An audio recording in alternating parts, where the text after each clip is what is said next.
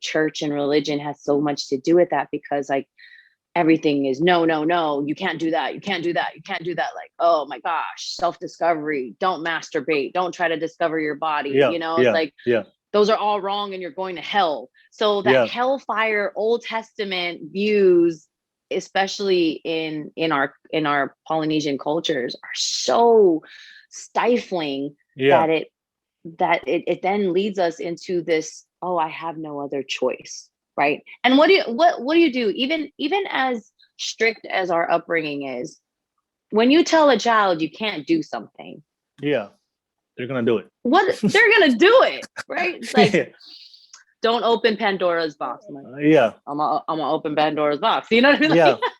But educate them why you shouldn't open it. Yes. Give them the manual. This is why. Great. This is why you should. This is why you shouldn't. Oh, okay. But if you do, be prepared. I'm gonna tell you I told you so. You know what I mean? Or exactly. Hey, now you have more of like an open concept of where I can go from here. You've gotten all of the possibilities of the consequences that you're like, okay, my mom and dad or whoever it is, my guardian told me that this was going to happen and I didn't listen. Well, at least I was prepared enough to know that this was going to happen. All right. We are live. We are live right now. What's up, everybody? Welcome to another episode of the Kava podcast. You guys already know who I am. My name is Will. I'm the host of this show. For today, I have something new. For today, I came up with a new introduction. So I'm about to kind of give you guys a new intro that I'm going to do for my podcast. So hopefully I don't butcher it. So welcome to another episode of the Kava podcast, where we share healthy conversations, experiences, apply knowledge, stories to promote happiness, love, and success. When harmonizing complete balance, it completes the circle of life. So that's the three things I believe and want to promote: happiness, love, success. And that creates a circle of life. That's, of course, yes, it is a Lion King reference. Shout out to Mufasa. But yeah, that's a quick intro so you guys know. If you guys watching it for the first time, now you guys know what the podcast is based on that intro. I just want to say thank you so much for tuning in. And if you're watching this for the first time, please show some love. Please like and subscribe to my channel. And everybody that's been tuning in, everybody that's been watching my podcast and giving me so much positive feedback, thank you so much, because it actually inspires me, keeps the fire going, and keeps me on this path and journey. So thank you so much. But we do have a special guest today. We do have a special guest. I don't know who's more excited, me or her. I think she's more excited. I'm a very energetic person, but I think I met my match today. So, but I do have a special guest today, one of my Polynesian sisters. She is an entertainer. She is a singer, actor, radio personality, the ultimate queen and mom and wife. And also, she has a brand new podcast coming out. It's called Everyone Loves Lulu. So definitely check her out. I'll definitely have her info on the bottom of my page. You guys can go to her IG and her social media pages. But definitely check out, show love and support to her podcast. But I'm excited for her. She's on here today on the Kava podcast. I'm excited for her to share her story for all you guys. But I'll allow her to introduce herself real quick. So it's all you. Wow. I would just like you to do the introduction again, because I'm feeling a little more accomplished than I did when I came on here. No, thank you so much, Will, for having me. This is an incredible opportunity, and I love what you do. Again, my name is Si Lulu Aetonu Gray, aka Miss Lulu, if you're nasty. So I am a radio personality. Oh, sorry, let me get that out right now. Currently with Island Block Network. Shout out to my team. Mm-hmm. And my brand new show that just came out, Everyone Loves Lulu. So really excited about that. Yeah, to share with everyone. All right. I'm excited. I'm definitely excited. And just one more time to say directly to you, thank you so much for the opportunity, and thank you for giving me your time to join us. I'm excited for this show. So I guess let's get right into it. Let's get it. All right. Let's do it. Wait, first off, though, the Lion King reference, that's what I'm talking about. I was about to bust out in song, like, I know. Like, I have my I know. child over here. I could just like put him off like Simba, you know. I know. When I edit this video, I'm gonna draw a circle. The circle of life. Yeah. I know. I know. Good days. Good days. Yes. Yes. But yeah, like I said, I guess the first question. I know a lot of people don't know who you are. So can you give everybody like a synopsis of your life journey, where you came from, how did you grow up, so just that way people can get to know who you are. Go ahead. Okay, I am from Samoa. I am a female. I identify that way. Uh, yeah, but I was actually born in Guam. My mom and dad were out there for work, but I am Samoan, and so I was only in Guam for about a year, and then we went back home. I am the oldest of a litter of children. My older brother actually passed away at birth, and then 3 years later, I came along. I'm the only girl, and I have quite a few brothers. And my parents still live back home in Samoa, and a couple of my brothers do too. And then a few of us are just scattered throughout the US and the world. And I moved to the US when I actually finished high school in Utah. And then I went back home because I was doing my sport, which was judo. Yeah, that's right. So don't get fresh, Will, because I'll whoop your butt. No, just kidding. It'll be a little difficult through Zoom, but I think I could do it.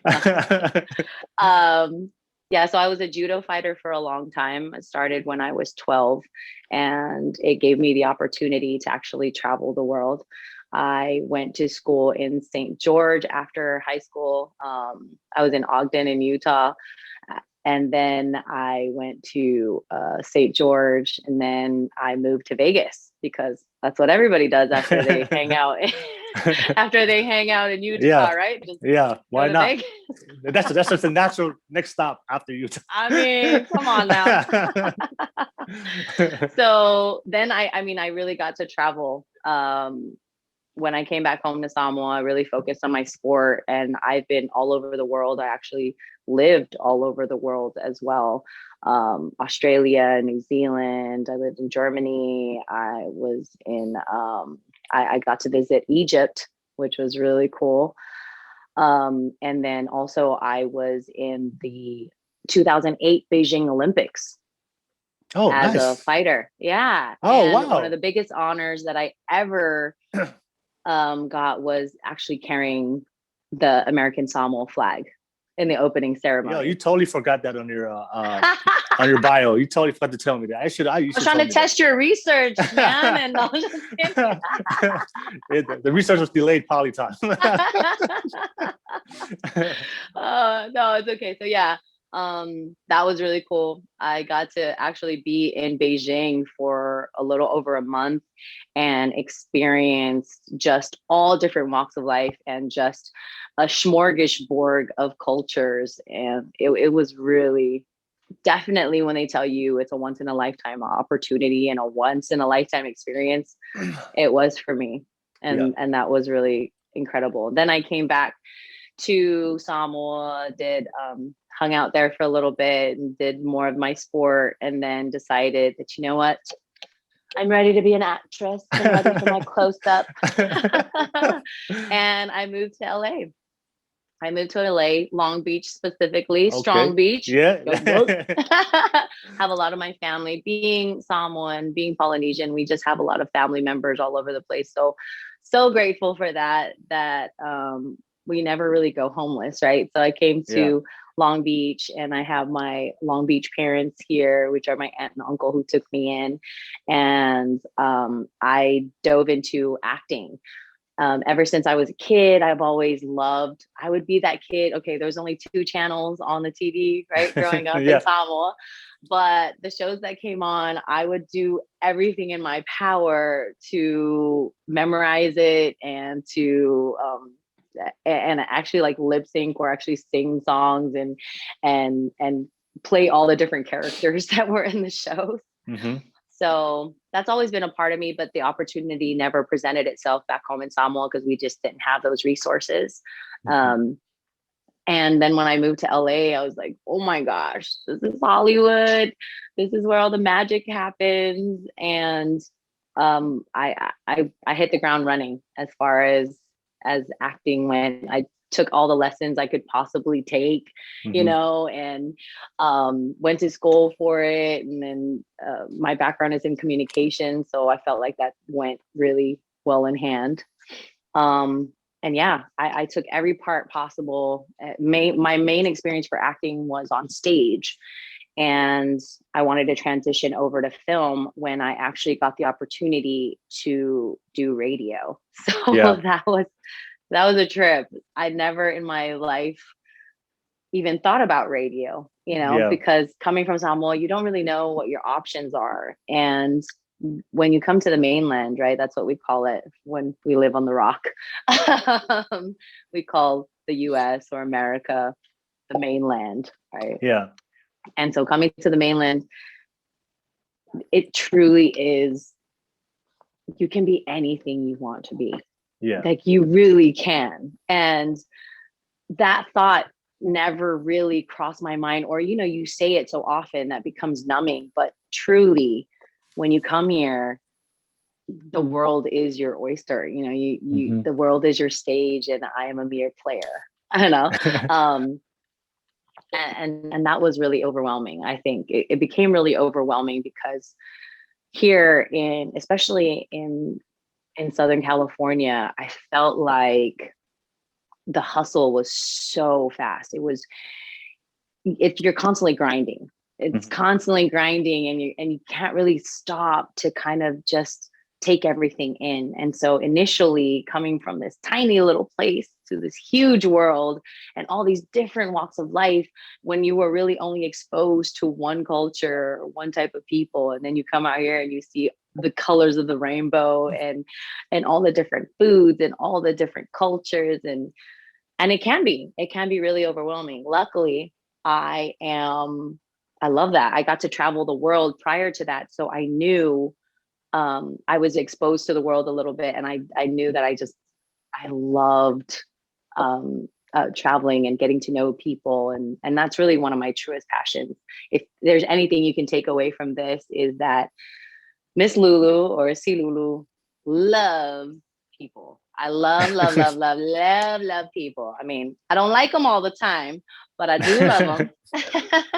Yeah. I do love them, and so that's it. I'm fascinated by people, Mm-hmm. and that's one of, I guess, the things that drew me to acting, and why I moved here to Southern California was because for me, growing up in Samoa, movies and TV shows and musicals, those were an escape, right? They're an Mm-hmm. escape. They're that little window, that we get to peek out into the rest of the world. And I wanted to be that for someone. I wanted to be that for people. So as an actor, uh, that's exactly why I got into it, was because I wanted to be the escape. I wanted to be that hour and a half to 2 hours, or, if I was in a series, less than that, 45 minutes, 30 minutes, to where they can just focus on that one thing and kind of tune out the rest of the world Oh, and be okay. that sanctuary. Yeah. Nice, nice. Yeah. Yeah. No, it's funny when you were when you were talking about your life journey, right? And also you've done a lot of accomplishments. You've done a lot of things with your Man, I life. forget. I really do forget, right? Like, when somebody tells you, like, okay, tell me about your life. And I'm like, well, I was born, and then like, what did I do? But honestly, talking to you now and just being reminded about all Yeah. the things I've done, especially because I am human at times, as like you said, I'm very positive. I'm a super energetic person, but there are times, watch out, that I am down and like, what have I done in my life? Oh, I'm such a failure. Um, and during those times, like, this is nice to kind of look back and remind myself that, hey, you've done a lot. You've been through a lot. You've experienced a lot. And I am the sum of those many parts. Yeah, and it's funny when you were talking about your whole life story. It was so intriguing, fascinating. By the way, Thank you. no, it's funny. Is I feel like that your personality definitely matches your journey in life.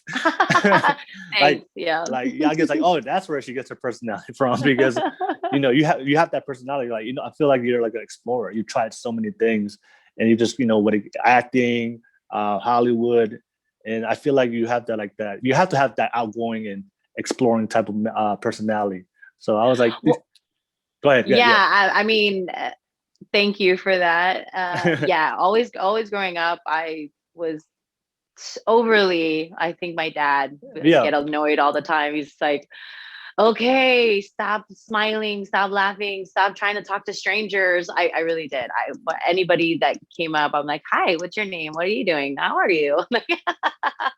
And so yeah, it did fit. So the minute I could get out of the island, I couldn't wait. I wanted to just experience the whole world all at once, and then realize that it's going to take more than a lifetime to do that. Yeah. No, and the one thing I loved how as you were explaining and talking about your life, and this is something I'm always trying to. This is for the audience. One of the questions a lot of people always ask me is like, especially the younger generation, right? They're trying to figure out like what they want to do with their life, right? And I always tell them is, you don't figure out your life in one day. You figure out your life by living life. It's a journey. So Amen. it's a journey you have to go through. Sometimes some people have that answer at a very young age, and they have that enlightenment, and they figure out what they really want to do at a very young age. Everybody has a unique experience, but for most people, for us, and for most people, you don't know what you're gonna do 5 years from now, 10 years from now, 15 years. You don't know what you're gonna be interested in. Some of the things you were interested in 10 years ago, you might Right. not be interested in. It's just a journey you have to go through, and then it's like trying and failing, trying new things. Oh, And totally. and I love how you just kept trying. That's the one thing I saw consistent. You just kept trying. You were good. You wanted to do something, you did it. I loved it. Yes. You want to do Yeah, something, you tried there it. was definitely, I don't remember being fearful of anything new. I Yeah, actually loved yeah, change. I think a lot of the time, like you said, Will, that change is scary, and yeah, and change for people, a lot of times people want to stay in that safe little yeah. bubble. Especially For polys. me, yes, especially especially polys. polys. Well, and I think that comes also with the fact that I was fortunate enough to have parents who let me explore, Yeah, right? Where coming from, I mean, I know so many of my cousins and family members and friends who are Samoan, who grew up in Samoa, they didn't really have that support to be yeah, able to really explore and discover and ask questions and find out new things and have the opportunity to get off of the rock, right? hmm, and yeah, and and and go to all these different places and try all these different hmm, things. And I was fortunate enough to have amazing parents who totally were on board with my wackiness. yeah. I know that's something I always listen to a lot of motivational speakers. They always say, if you want to figure out your life, just keep try as many things as you can, and then through that process, not only you grow. When you keep failing, you keep trying, you learn and get and improve as an individual. Also, you create a lot of relationships when you try new Oh, things, for right? sure. If, Yeah. and then if you don't if you already know already at this point in your life, like people don't realize how important it is that relationships are, because ultimately success in everything in life is networking. Yeah. that's all Yes. it is, networking with the right people and having those right opportunities. So if you're watching this right now, and you're starting your journey in life, you're trying to figure it out. That's meant, I guess you're just using your life as an example. Um, try it, just try new things, figure out what you want There's to so do. many start points, I Yeah, think, is what I would like to share too, is that there is no real, it's a constant beginning, and that's yeah, okay. It's okay to always have a constant beginning. um because really, what is a story? Like when you're reading a book or when you're watching a movie, it's not really the beginning or the end, right? It's yeah. everything in the middle that got you to all these different places or where you are currently. And yeah, it was so much fun. And like I said, I didn't really have any fear. I didn't know what fear was. Yeah.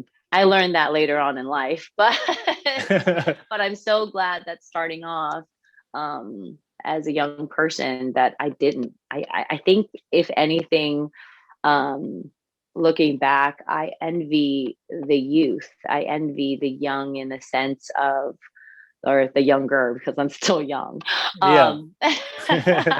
I envy the youth for that fearlessness, right? They Yeah. haven't discovered what fear is, and I hope that that is stunted as long as possible, because I think fear definitely stops us from doing so many things Yeah. that could really um change us for the good. I know. Yeah. So, and if everybody out there, if you're afraid, based on what I've known, like there's not really a secret formula to overcoming fear. You just gotta push through. You just gotta do it. Oh, Yeah. totally. You just Yeah. got. I Yeah. mean, definitely listen to your instincts. I mean, there's one thing Yeah. about Yeah. fear, about Yeah. trying new things and discovering new things, but then there's also like that little voice in the back of your head, like, oh, you're too close to the cliff, bro. You might want to step back. That you might want to listen to that too. No, we're talking about like that inner fear that kind of Yeah. stops us from Yeah. growing as a person, as an Yeah. individual, Yeah. and to be more of I don't know, something useful to Yeah. society, right? And our community. Yeah. So Yeah. I think you're talking about that negative self-talk that we always have, right? We when we want to do something that we know deep inside we really want to do, but then that negative self-talk starts to come out. yes, It starts to come out. So yes. And um, and it's always that duality in us yeah. being human, right? We'll always have that devil and that angel Yeah. on our shoulders. And then I found that there's that purgatory in the middle. Like it's not always those two battling it out. And then there's you kind of stuck in the middle going like, well, the devil sounds fun, the Yeah. angel, come on now, can I get a little leeway? But and so you're constantly having to make decisions and knowing a lot of the time I know that there's something about wrong and right, but for the most part I really don't see things as wrong and right. I kind of see them as our choices and the consequences of our choices, right? Yeah. Yeah. And to me, because I love people so much, I automatically kind of give the benefit of the doubt that we are innately good. Yes. We learn to be bad. Exactly. Exactly. Or Exactly. at least I like to hope that. Yeah. I want to ask you. I feel like I'm very interested. Do you have any experiences that you feel like growing up at a young age that you feel like they had a very big impact? Had a significant impact to you, and to finding out who you are or finding out what you wanted to do. Oh, for Yeah, sure. you want to share that with I everybody? definitely had. Yeah. So as I mentioned before, I had really great parents. My mom is full Samoan in the sense of Mm-hmm. like she's from Savai'i, which is another island of independent Samoa. Mm-hmm. And she literally lived the life of growing her own food and tending to the land and to the Mm-hmm. animals. And I mean, like my mom was born in their like umu or their cooking shed, you Yeah, know? yeah, Like they didn't go to a hospital. So I think like that before what's it called? Before home births were cool, that's the only option they had. yeah, yeah, So she really grew up that way. And then my dad grew up in American Samoa.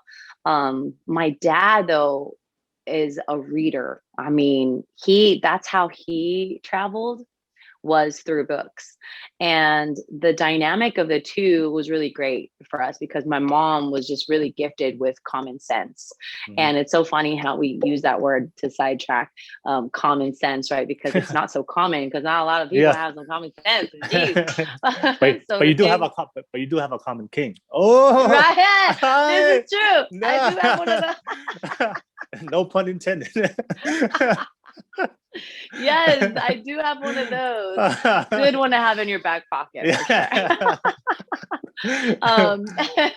Yeah, so my mom was really gifted in common sense, and she just saw things so simply that a lot of the time people made so much more difficult than it actually was. Yeah. And then my dad, he had the imagination. So he, through books, like you're talking about what experience that I had, I think it starts in the home for me, Yeah. where I got to see that duality and those differences in all aspects. Like my mom and dad's personality. My mom is more outgoing. My dad is more of an introvert, but he also has the gift of speech and being able to talk to people, right? And oh my gosh, my dad is like a genius. He really is. He's like an Einstein. If you see him too, he kind of looks like him too. Like doesn't really care about his appearance so much, but yet he's a quiet man that carries a big stick type of thing, you know? Yeah. And then my mom, we have the same smile. And a lot of people said that my mom, when she would walk in a room, she would like light it up because just that energy and just that positivity, she couldn't help but just exude that, you know. And then my dad, he could pretty much solve any problem. I mean, it was really nice to have kind of like a personal tutor in the house growing up in school. But yeah, that really helped shape what my ideals of the world were, is just seeing my parents and then having my dad constantly beg us to read books and, hey, discover this, or hey, question everything. And that in itself was so crazy, because growing up in Samoa, that's one of the things you don't do. You don't ever question your elders. You as a child are seen and not heard. And so we were kind of like the black sheep, you know, my mom, my dad, us as kids. We were kind of the black sheep of at least of our community in Samoa. It was like, oh, there goes those weirdos over there asking all these questions and reading all these books. And just being so positive, annoying. Like, what's the Samoan word for that? In Tonga, we call it fiamea, like those people that want to be something. Like, well, it's like, for us, it's similar. It's like fia poco, fia karaka. Okay. It's so like snooty people. So you guys were those. Yeah, apparently when we're over there completely oblivious to this stuff, living in our own little bubble in our own little world, right? Yeah. But yeah, I think that first experience definitely shaped what I wanted to do and go out into the world.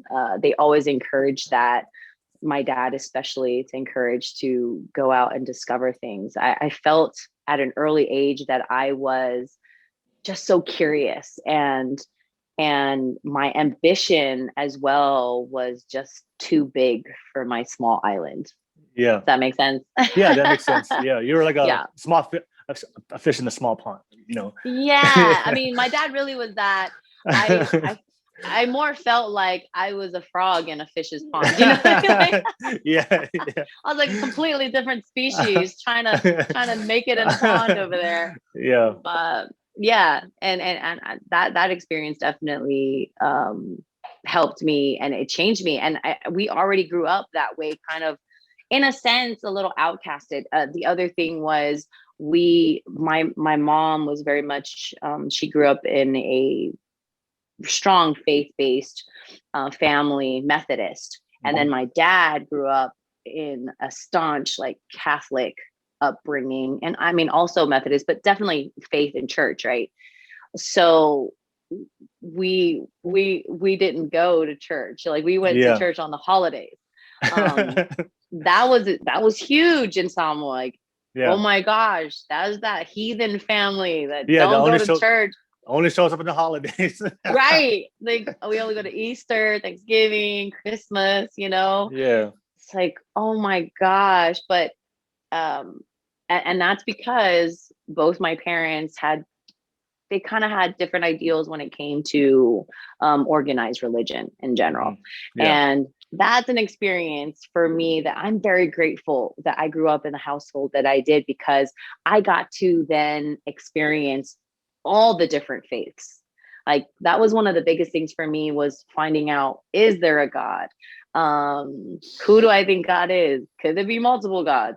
Okay, is this church the right church? Is that church the right church?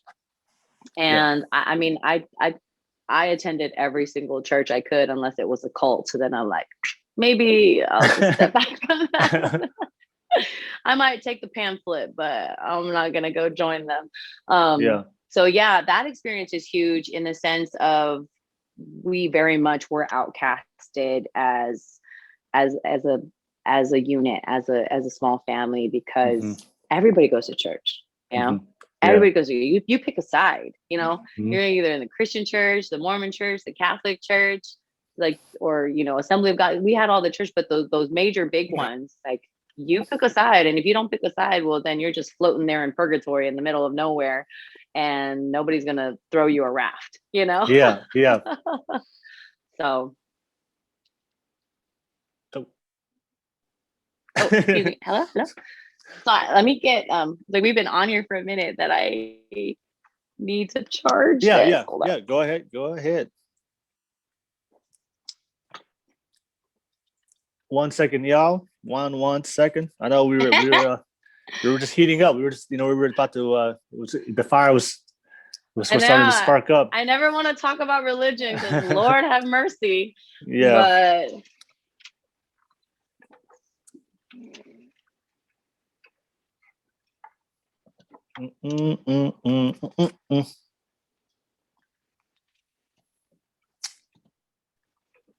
okay. All right. All All right. right. Yeah. So yeah, religion, us being kind of like not in a certain organized religion, played a huge role as well. Yeah. And then me being the only girl, growing up with a whole bunch of boys, I think my dad forgot that I was a girl until I started growing boobs. And then he was like, "What are those?" I'm like, "I don't know. I'm dying. There's a disease, a growth on my chest." But then he's like, "Oh yeah, that's right. You're my daughter." I'm like, "Oh, phew."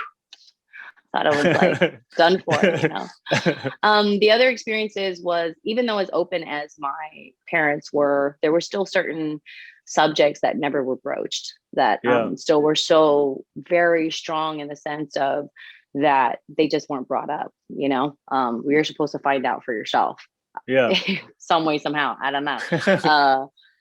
But one of the most vivid experiences I have, and I've actually shared this on my own shows, was and why I actually started one of my other shows. My first show was Lip Service, and now I have Everyone Loves Lulu, and it's still the same concept of kind of that safe space to be able to question everything, to be able to ask anything, and to be able to express yourself, just like in your Kava Bowl podcast, where being your truest self and not being afraid to really show that, and that it's okay.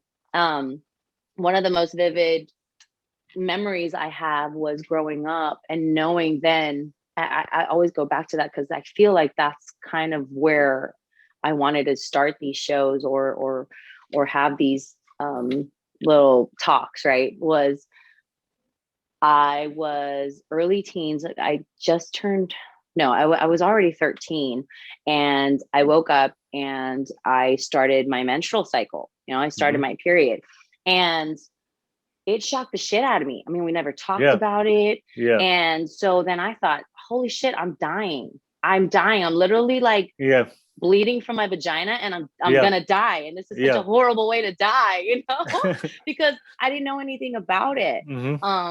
So then I go to my mom, and I take a shower and I'm getting ready. And luckily this is early in the morning before school starts, because damn, that would have been one of the most embarrassing things. First of all, not knowing what a period is or your menstrual cycle. Second of all, that you're bleeding through your clothes and you have to explain to people like what that is. And then, holy cow, I probably would never live that down.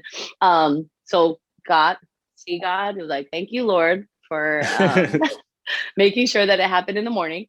So then I went to my mom, and I remember tearing up and kissing her, and I was like, "Mom, I love you. I think I'm dying." She's like, "What the hell?" And I was like, and I didn't really know how to say it. I was like, "Mom, there's like in Psalm 1, of course, like there's blood coming from my no spot, Yeah. And she starts laughing. I'm like, well, that's fucked up. You know, like, why are you laughing at my pain? You know, mom, like, so Yeah. not cool. But she was like laughing and almost crying at the same time. And she Yeah. said, like, you're a woman now. Yeah. And then, oh my God, was I even more confused? I'm like, okay, so in order for me to be a woman, I got to bleed from my vagina. That makes no sense whatsoever. Yeah. And then, you know, she still didn't explain anything.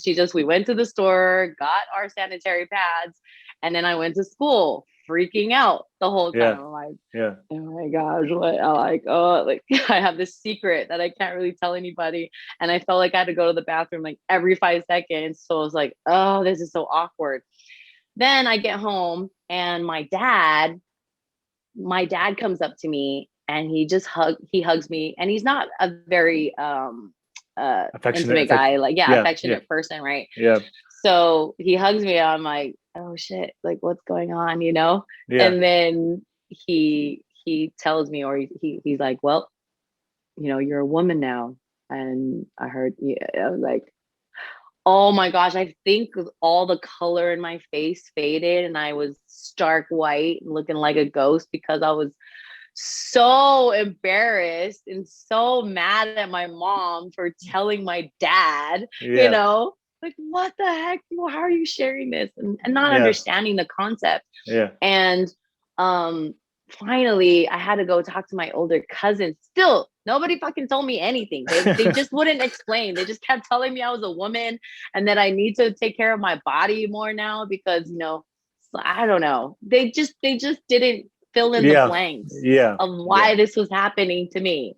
So being the reader that I am, I started reading everything. I was just like, oh my gosh, what is this? Like everything I could do about your biology and just your physical makeup, almost like as a female. I'm like, oh shoot, okay, this is what this means. It's like this, and oh dang, now I'm, you know, can get pregnant. And but it would have been so much easier if they just, you know, did a quick just a quick 1-2 about what the heck I was going through.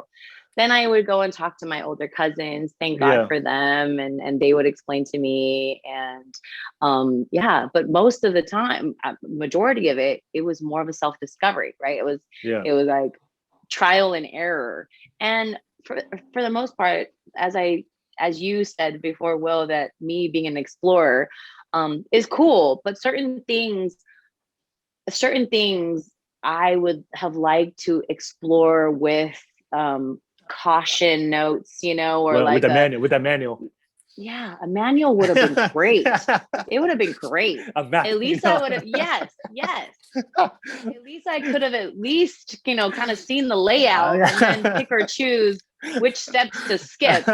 But when you have a blank canvas and literally as a young person and your imagination goes everywhere, and it's like, you know, just when you watch a child, watching my own kids now. Yeah.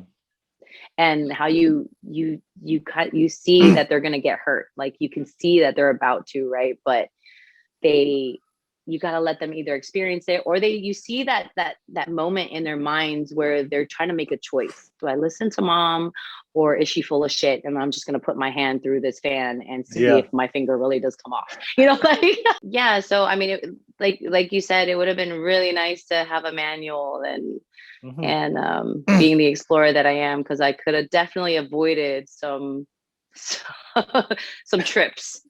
I feel some like little boo-boos. I feel like I think that's something I had multiple conversations with Polynesians. I feel like sometimes we overprotect the kids too much, you know, and you know, I understand, you know, especially our culture of, you know, our parents want to, you know, they love us so much, they want to protect us, but I feel like sometimes they overprotect us. And that's why I feel like a lot of Polynesians, you know, when we finally develop into adults and we go into real life, hitting real life can be a very hard transition for a lot of polys, because especially, you know, the taboo topics that we don't really talk about, like you mentioned, like, you know, because we're not really equipped. So you're definitely, I agree with you in the sense of they overprotect us when it comes to like personal Yeah. personal development Yeah. type of like emotional development and physical Physical. development. Yeah. Yeah. Yeah, but I feel like they are not as protective and let us kind of be free, especially growing up in Samoa. The minute they're not watching over us all the time. It really does take a village to raise a child. So all of my cousins and all of us grew up this together. And so we would never see our parents after our chores, after school. And then we would go and play and explore, and we wouldn't come home until it was about to be dark. You feel, So that you feel dynamic was really crazy. you feel like that's different from the. I feel like that's more prevalent in the islands, you know, because in the island, but in American, like Western society, I feel like Yeah. that overprotection is more prevalent in the Western society. Because I remember in Tonga, you know, when I grew up, you know, even though we had rules, but like, they did let us, Yeah, you let us be free, you you know. let us be free and play and Yeah. really like, Yeah. unless you were bleeding or Yeah. knocked out or Yeah. dead, Yeah. don't come home, like, or don't come tell me anything. You're Yeah. fine, or broken. But that was the thing. And then that's why I think that concept that you were talking about, how overprotective in the emotional and physical states, but yet when it came to actually not overprotecting in the sense of letting us discover and play, right? Yeah. Yeah. But also we do have a safer, I want to say, environment versus here in the mainland, where That's what then I'm talking about. then Yeah. it becomes then it Yeah. becomes reverse, right? Yeah. Where the Western society is more overprotective on, oh my gosh, don't do that, don't go there, don't. Yeah. But they are very open about talking about all your emotions and your feelings and your so it'd be nice to kind of have like a middle ground somewhere, right? And I Yeah. think that's where I'm at now as a parent. I get the chance and the opportunity to hopefully not fuck up my kids so bad, and try to give Yeah. them the best of both worlds, where yes, go and play, and I told you don't do that, but go ahead, don't take my word for it, try it out. And then also let them know when their bodies are changing, or Yeah. hey, this is sex, or hey, Yeah. like any question, please come to me. So Yeah, I feel like that's like, I think the main taboo topics that we barely don't talk about is sex, you know, emotional intimacy, relationships, dating. oh, for sure. I mean, for the longest, we didn't know where babies came from, right? It's like, Yeah. especially growing up Samoa, I really feel that a bird dropped us off some, you know what I mean? That's like the Yeah. idea that you have. You don't really think that, oh, babies, this is how they're formed, Mhm. this is what happens. Oh my God, don't ever talk about sex. Like, that's just right. But then that has that downfall. And watching your other interviews, Yeah. it all kind of is the same, where we have so much teen pregnancy because of that, Yeah. because we weren't Yeah. given at least a manual to look over before Yeah. we went out into the world and tried these things out, Yeah. and I think I really can't wait to see the progression, I guess, Yeah. from when we can actually talk about it in the islands. Out Yeah. here we're exposed to it all the time, but um, in the islands, to where that open dialogue starts to happen, and we really start to get in control for the not only physical abuse, right, but also sexual abuse, Mhm. and like then the consequences that come along with that, which is the teen pregnancies, Yeah. and then also about religion and just even our cultural beliefs, Yeah. and some things that have been outdated and probably need to grow with the times. I know that's, I have like you mentioned before, I've had some guests on my podcast and we had conversations. I had some guests that were teen moms, or they experienced some type of abuse. And when I do have conversations with them, that's, one of the things they always talk about is they want to talk about is like, they always wish in introspect that their parents educated them about sex a lot more, so they can develop some kind of critical thinking to make their own decisions Right, based on that right. moment. Yeah. but because they've been like sheltered their whole life, that when they finally went into the real world, they just felt like they weren't prepared to be able to make the best decision for themselves.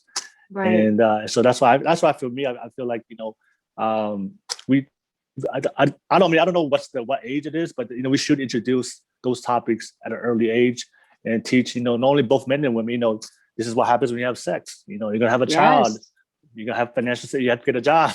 Yes. Yes. Your life is gonna be harder and all these things. So that way we can, when those situations do present itself, we can always we can make we can really make a very I guess like A more educated yeah, approach. educated Yeah. decision, right? Decisions. Right. And not just like just allow it to happen.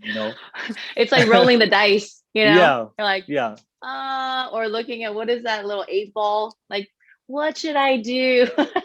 yeah, Like the road is not clear. Well, shit, that's yeah, because we don't really have the map, yeah, as yeah. you had mentioned before. And of course, a lot of kids, they're so used to their parents always making decisions for them. And I see this happens a lot, where let's say I see a lot of families like the parents always making every decision for their child in whatever aspect of their life is, and whether it's school, whatever it's activities, whether it's hobbies. And I feel like that's too much control. And Yeah. and then when they go to real life, when they have to rely on their own thoughts and their own ability to make their own decisions, and that's when they kind of suffer. So I feel like we need to find a way to kind of empower kids to develop their own. Like you said it best. Also, like allow them to speak up and express themselves, and have their own informed opinion. Because in life, you have to make your own informed opinions. For sure. In certain situations, right? Yeah, and I think that's what's I completely agree with that notion, because I was one of the few. Me and my brothers were the few, definitely, in our community where there was more of an open dialogue in so many subjects, except for, I don't know what the stigma was, but talking about sex or talking about how your body changes. That was really odd to me, and it actually was even more odd that I came from a family who was very open about everything, and yet I didn't learn about those things, and I had to find out on my own. It's funny you mentioned that about our children, because as a mom now, it's the scariest. It is definitely the scariest adventure I have ever gone on, and I had kids, I guess, a little later. Mm-hmm. I didn't have my son until I was in my 30s, right? Like early 30s, and then my daughter a year and a half later. And I couldn't even imagine having a child even younger than that. Exactly. Like I couldn't even imagine having a child in my 20s, let alone a teenager. Yes. Right? When you're a baby yourself. I commend the people that were teen parents and who are still thriving today. And because they definitely took the harder path and the harder road. And if you can, and then it just becomes a day-to-day survival, right? Like, how do I just survive today? And if I can get through today, in a sense, tomorrow will take care of itself. Because you gotta just look at what's in front of you at the moment. And as reckless as I was when I was younger and doing all the exploring that I did, I couldn't even imagine, going through something like that. But I do see it. I've had so many family members who were teen parents, or were faced with the even harder decision of abortion. And talk about, not only do we not talk about sex, we don't talk about everything that comes around sex. We don't know where babies come from. Okay, so now you're pregnant, but you don't even pregnancy is one thing. I feel like that's the least of the worries. You've got STDs that never are talked about, right? He's like, oh geez, by the way, you could die if you have sex. What I mean? And also, like there's a possibility. No, I was saying also, like the consensual sex. We don't teach, that's so important to know, right? To teach that. Absolutely. To teach the kids, Yes. right? No means no. Like, Yeah. don't just be going over there just trying to force yourself on somebody. But Yeah. but if you don't know, Yeah. right? You'll Even have the it person, happen. like you have these young men who have these urges that are overwhelming them, and they don't realize that there's a certain way to go about it. And that's because why? Because we don't talk about it. Yeah. And so then they're led to discover, and so then that there's so much rape Yeah. within the family itself.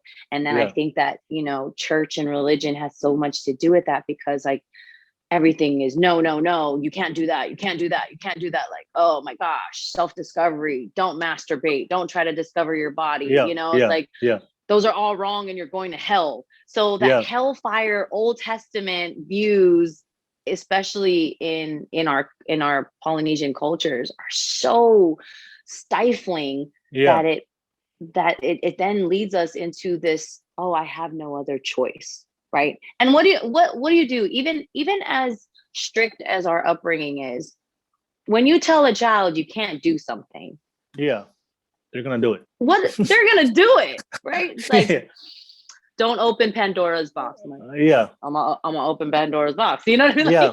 But educate them why you shouldn't open it. Yes. Give them the manual. This is why. Great. This is why you should. This is why you shouldn't. Oh, okay. But if you do, be prepared. I'm gonna tell you I told you so. You know what I mean? Or exactly. Hey, now you have more of like an open concept of where I can go from here. You've gotten all of the possibilities of the consequences, that you're like, okay, my mom and dad or whoever it is, my guardian told me that this was going to happen and I didn't listen. Well, at least I was prepared enough to know that this was going to happen. Yeah. And also, the one thing I do realize that I feel like we do need to not only introduce, education about sex at an early age, but we need to normalize it. Because I remember I had a conversation with, I think it was I totally forgot his name, but he was a mental health counselor in Utah. He was Tongan, and I think he came to my church and he was speaking, and he said that he was giving a seminar, and that's one of the things he said. The problem with the Polynesian community, because we don't talk about sex, we make it seem like it's a terrible thing. That even when terrible things, or when it comes to sex, happen to kids, they don't want to talk about it. No. because for them, like, there's shame. The shame that comes with it. And he said that, and he was saying, we need to change the perception and the of what sex is, because at the end of the day, sex, if given with if educated and done the right way, it's a beautiful thing. That's how we procreate. That's how we make kids. That's how we start families. We're alive, right? Without sex, we wouldn't be here. That's how so why is it such a terrible thing to talk about? I really would like to know where it started. Like, where did it start that we didn't want to talk about sex or even bring up sex? Because pre-religion, we were way more open about it, right? Like pre-organized religion and colonization. Pre-organized religion. Yes, colonization, definitely. Those weren't stigmas. Those were just everyday life. Yeah. But and I mean, we were running around naked anyway. That's just because it's hot. We're in the equator. The hell? Why are you trying to put clothes on us? Yeah. So there was no mystery. Like you said, everything was out in the open, and you got to really ask the questions, or it was just the way of life. And then that makes so much sense. Like colonizing and then introducing all these new ideas and all religion had a big part of it. And organized religion, right? Organized religion, I know. And it turns something beautiful and natural into something the nasty. devil. Yeah, the devil, or it's nasty. You're going to hell. Oh my God. Yeah, because I feel like we should definitely, everybody's watching, I think we should educate our kids and normalize it, because if our kids ever do experience it, we want them to share that information with the parent. I remember, like, I had questions about sex, but I would never tell my dad about it. No. All right. And it's crazy how I've had some guests on my show where, unfortunately, they were victims of sexual abuse, but it was crazy. Like, when it happened to them, they never once it popped in their mind that they didn't want, the first thing they do should go home and tell their parents, because of that stigma and of that shame. You know, they came because we don't talk about sex. I feel like a child should be comfortable enough and, you know, to feel safe enough to come to their parent if something happens to them. But because of how we, go ahead. Yeah, you want to say something? No, but how we grew up. You're right. And I think a lot of the time too, it's kind of understood without it being said. I don't know why. So, you know, you talking about guests who have experienced sexual assault or victims of sexual abuse. And I mean, I definitely had an experience. I feel like a lot of young people, especially growing up in the island, they do experience it. I growing up and and I was assaulted by a family member. Right. It wasn't full on rape or intercourse, but there was a lot that happened that it was like so confusing, and I was so young, and not only did I not know what was happening, all I knew that it just felt wrong, right? Like it felt wrong. And I was, what happened to me though, I think as a result of it, was that then I became overly sexed. I became so drawn to the idea of it and finding out more about it, that in unhealthy ways, in healthy ways, you know, because now I'm just grasping at whatever, like, why do I feel like this? Why do I feel violated? And I can't even put those thoughts into something comprehensive because I am so young, right? I experienced it when I experienced it when I was like 9, right? And then throughout my life, I was cornered a few more times by different characters, still within like my own circle of people that I knew, that made it even more confusing and made it even more. And then looking back on it, I couldn't believe in my terror that I was looking for approval from these people. That was crazy to me. And especially just as open and as free loving and as confident as I am as a person, I couldn't. There was like a spell, you know. It's like they took something from me, but then at the same time, it felt like it was my fault. And to be that young and have that feeling, looking back on it now, is like so astonishing. Like, why did I feel like that? Why? How does a 9-year-old feel like it's their fault when they're the ones being assaulted, right? And taken advantage of. And where does that come from? Is it just like our human nature? And because I can see it when you're older and you feel like it's your fault. Did I kind of present myself a certain way? Did I, you know, there's always that slut shaming. There's the like, oh, you asked for it by going this far and then saying no when it was too late. It's never too late, right? But when you're that young and you, I still pretty much haven't solved that part to where I felt that way. Again, it felt so helpless and it felt so, and those people are still in my life and they're still in my life today. Right. And it just became kind of that thing where it just never was talked about again and it never happened. But going back to what you said, you don't go to your parents, you know, because it was way too close. You know, it was one of my cousins. And all I knew is that they were going to get beat up or killed. And I didn't want that. I felt like the punishment didn't fit the crime. But at the same time, I was feeling so shitty. And I'm like, how do I get rid of this though?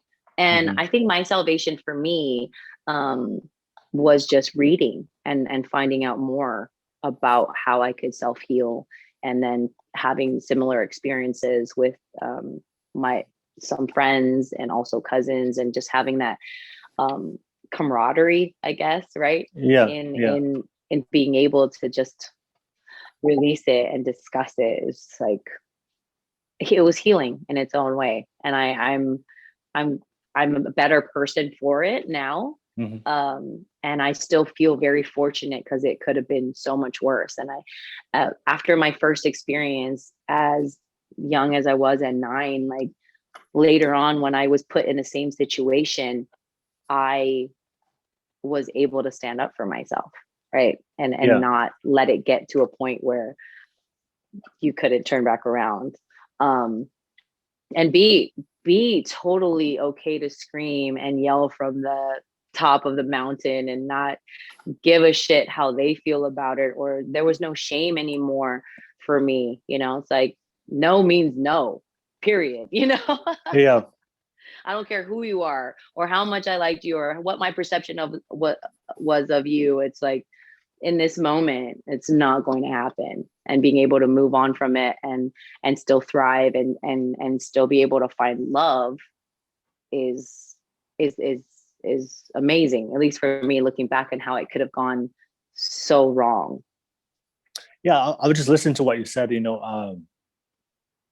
said that you're trying to figure out after when those things happened, why you couldn't figure out why you felt all this shame and feel like you were the victim and feel like it was your fault.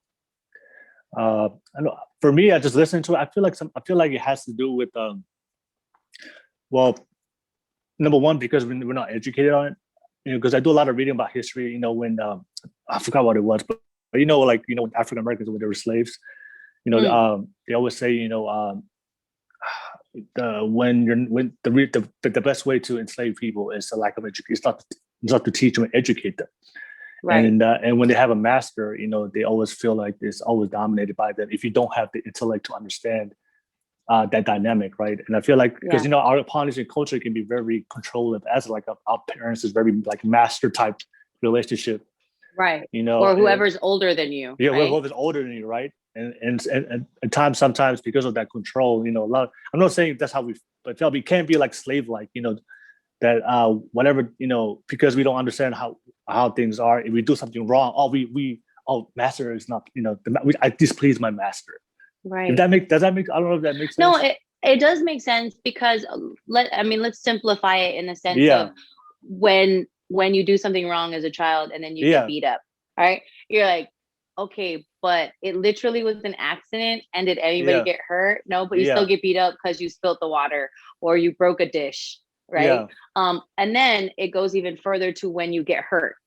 Mm-hmm. So experiencing that quite a bit was when you go and you play with your cousins or your friends and then you get hurt, right? And then you try to come home and you still get beat up for getting hurt. Yeah. So there's that. I think that's kind of like what you're saying in the sense of, hey, there's, and then you feel like there's just no way out, right? Like you're damned if you do and you're damned if you don't. Yeah. I feel like I just feel like and that's so strong still in me. Mm-hmm. Like, I grew, because it took a village to raise children, that everybody was allowed to discipline us. Everybody was allowed to discipline your kids, aunties, uncles, older cousins, older siblings, and so you really didn't feel like you could actually go and talk to anybody when because it all happened within that community or in that circle, and you would be ostracized. So it was that whole victim abuse mentality, and you just and like you said, the shame of it all. It's like, oh God. Horrible. It's disgusting. It's infuriating. It's so antiquated, like, oh my God, we are in the 21st century. Let's get with it. But then, like you said, when you don't know and you're the lack of education, and also it's like ignorance is bliss. Right? So when you keep people ignorant, it's not really their fault. And that is something that I think that helped me heal when it came to certain things. When I did go through sexual assault or being abused, unwantedly, was that I had to realize that they're in the same boat. they're in the same boat as me, not understanding what they're going through, their body is going through. And I think that kind of softened the blow a little bit, that the intention, for the most part, knowing that these people the way that I know them, the intention was not to hurt, right? It was like almost like this animal instinct that they had no control over it, because they had the lack of education to actually comprehend what they were doing. Not that I'm giving them an excuse, but still, there is something to say about that, growing up. No, I just feel like that, that when it comes to the dynamic of the Polynesian culture, like I guess our parents, they raised us with fear. That's how, so they instilled this fear within us that that's why we're so afraid to try new things. We're so afraid to, if we make a mistake, instead of raising us with love and understanding and open communication. The way they raise us is very there's no communication, there's no way we can communicate to each other. There's a lack of affection. We're barely intimacy with our parents is in the level of intimacy we have with parents is not really high as kids. We know that they're our parents, but we don't feel that affection. So I feel like sometimes I just, me growing up, just like, and based on my conversation with other people, we always feel like that there's always this fear that we grow up, that the way our parents raised us, and that fear stays with us in all aspects of life. But then as we go older, we have to unlearn that fear, so we can grow. Right. So we can grow, and we have to unlearn the conditioning that they made us. And that's something I had to go within myself. Like I had to let go of this fear that I had of being so afraid, because that's how I was raised as a kid. If I made a mistake, I got disciplined. If this did happen, I will hear some kind of verbal, punishment. So there's always this feeling I was just tiptoeing through life instead of just being open. But that's something I feel like that definitely has to change, and can explain a lot of the reasons why a lot of kids feel that way. Right. My experience was different. Like I mentioned, my parents were wonderful in that sense. And I mean, my mom was affectionate. My dad was not void of affection, but he showed it when it needed to show, and which was good. So I didn't experience that per se. I experienced that through my extended family, right? Seeing them go through that, and we were never overly disciplined to the point where it was not warranted. Okay, we were badass kids at times, and not that I'm a staunch believer in spare the rod, spoil the child, but I think it definitely has a place, and used sparingly, right? And so the fear for me when I experienced the sexual assault was not the fear of going to my parents. It was the fear of what they would do to that person. Got you.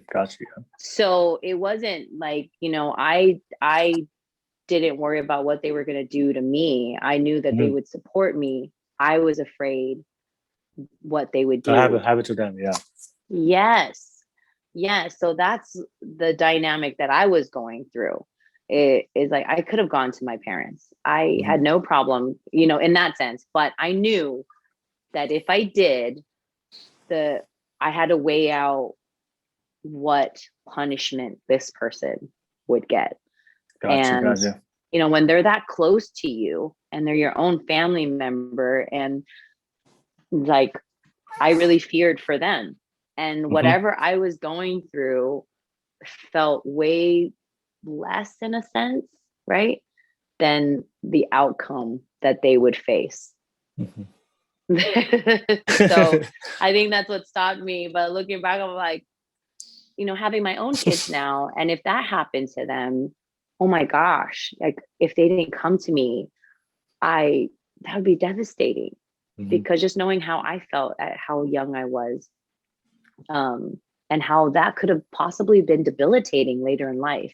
And I had to trace back all the things, like when I had certain reactions towards relationships or reactions towards intimacy. Like I had mentioned before, I almost became oversexed. right? Because Mm-hmm. because I didn't have the roadmap, and so then I read everything and anything. And I mean, I had a massive collection of porn, like Yeah. to Yeah. really, like that was sex ed, it's like, I know. oh, that's how that works. Yeah. Okay. Yeah. Which Yeah. is a terrible kind of Yeah. path to go to try to Yeah. learn, right? Then you have like this really skewed vision of what intimacy should be and Mhm. what sex is. And then I'm like, oh my God. I mean, you name it. I had it in my library of stuff, and then it Yeah. it got to toys and all different like sex instruments Yeah. and just like I just really wanted to get as much information as I could.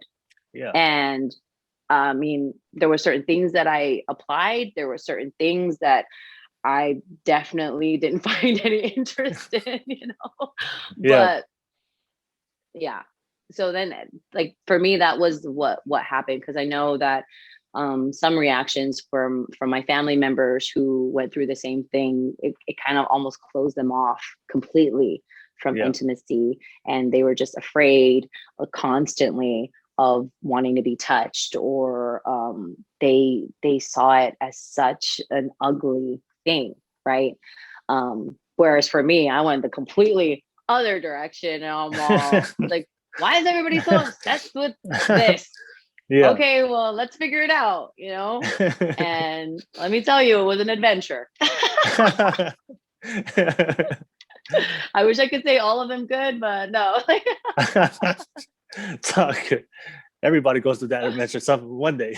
Yeah, for sure. All right. Yeah. So honestly, just want to say thank you for sharing that. By the way, that very intimate moment, and what happened to you. I know that takes a lot of courage, but thank you for sharing that for everybody that's watching. Just for Man, it's actually been a long time. I yeah, don't even remember the last time I even brought that up. So yeah, thanks for having me talk about it. yeah. And I really appreciate that conversation because I know a lot of people need to hear that, or anybody that's watching right now, you might be going through a similar experience. Just to let you know that there's people there's people out there that will listen, even if you don't feel like you get that support from home. And yeah, you gotta take care of yourself, and speak up. I feel like you have to speak up. Yes, Yeah, speak up. absolutely. All right. Yeah, I do want to talk about a lot of the things that you mentioned earlier about your life.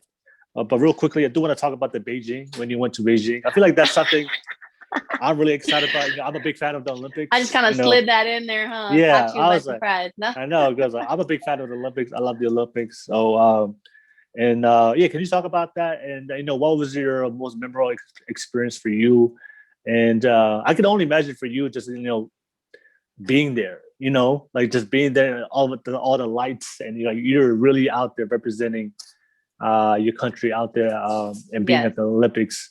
So I can only, for me, I'm imagining it myself, because I out there. So It is nothing that I could have imagined at that time, because I mean, and I've been on all different sorts of world stages. I've been mhm, to the world champs, and where I told you I got to go to Egypt.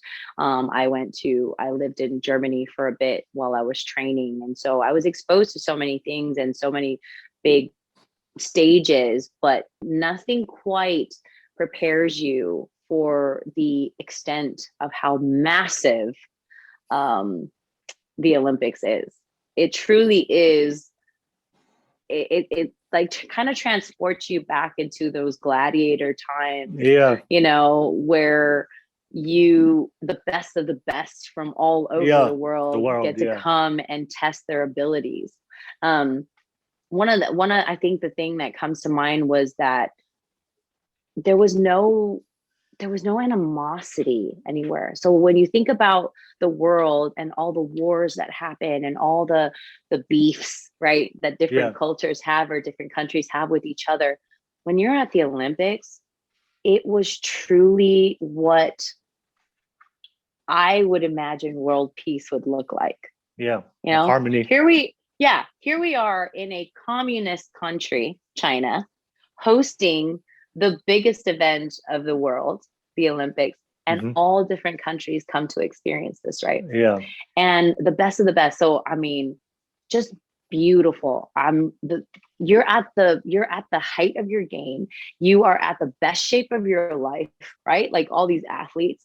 And it is the best representation of each country as far as like physically, and then just that pride and really showcasing what makes you you in that culture, right? And for that moment or for that month for the Olympics, it really felt like it was world peace, you know?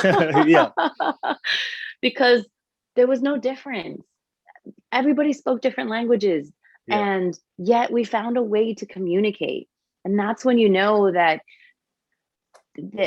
humans need each other.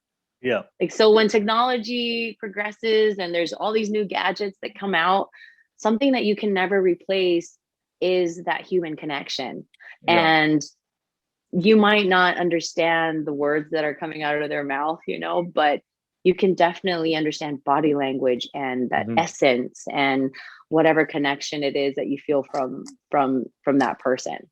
Yeah.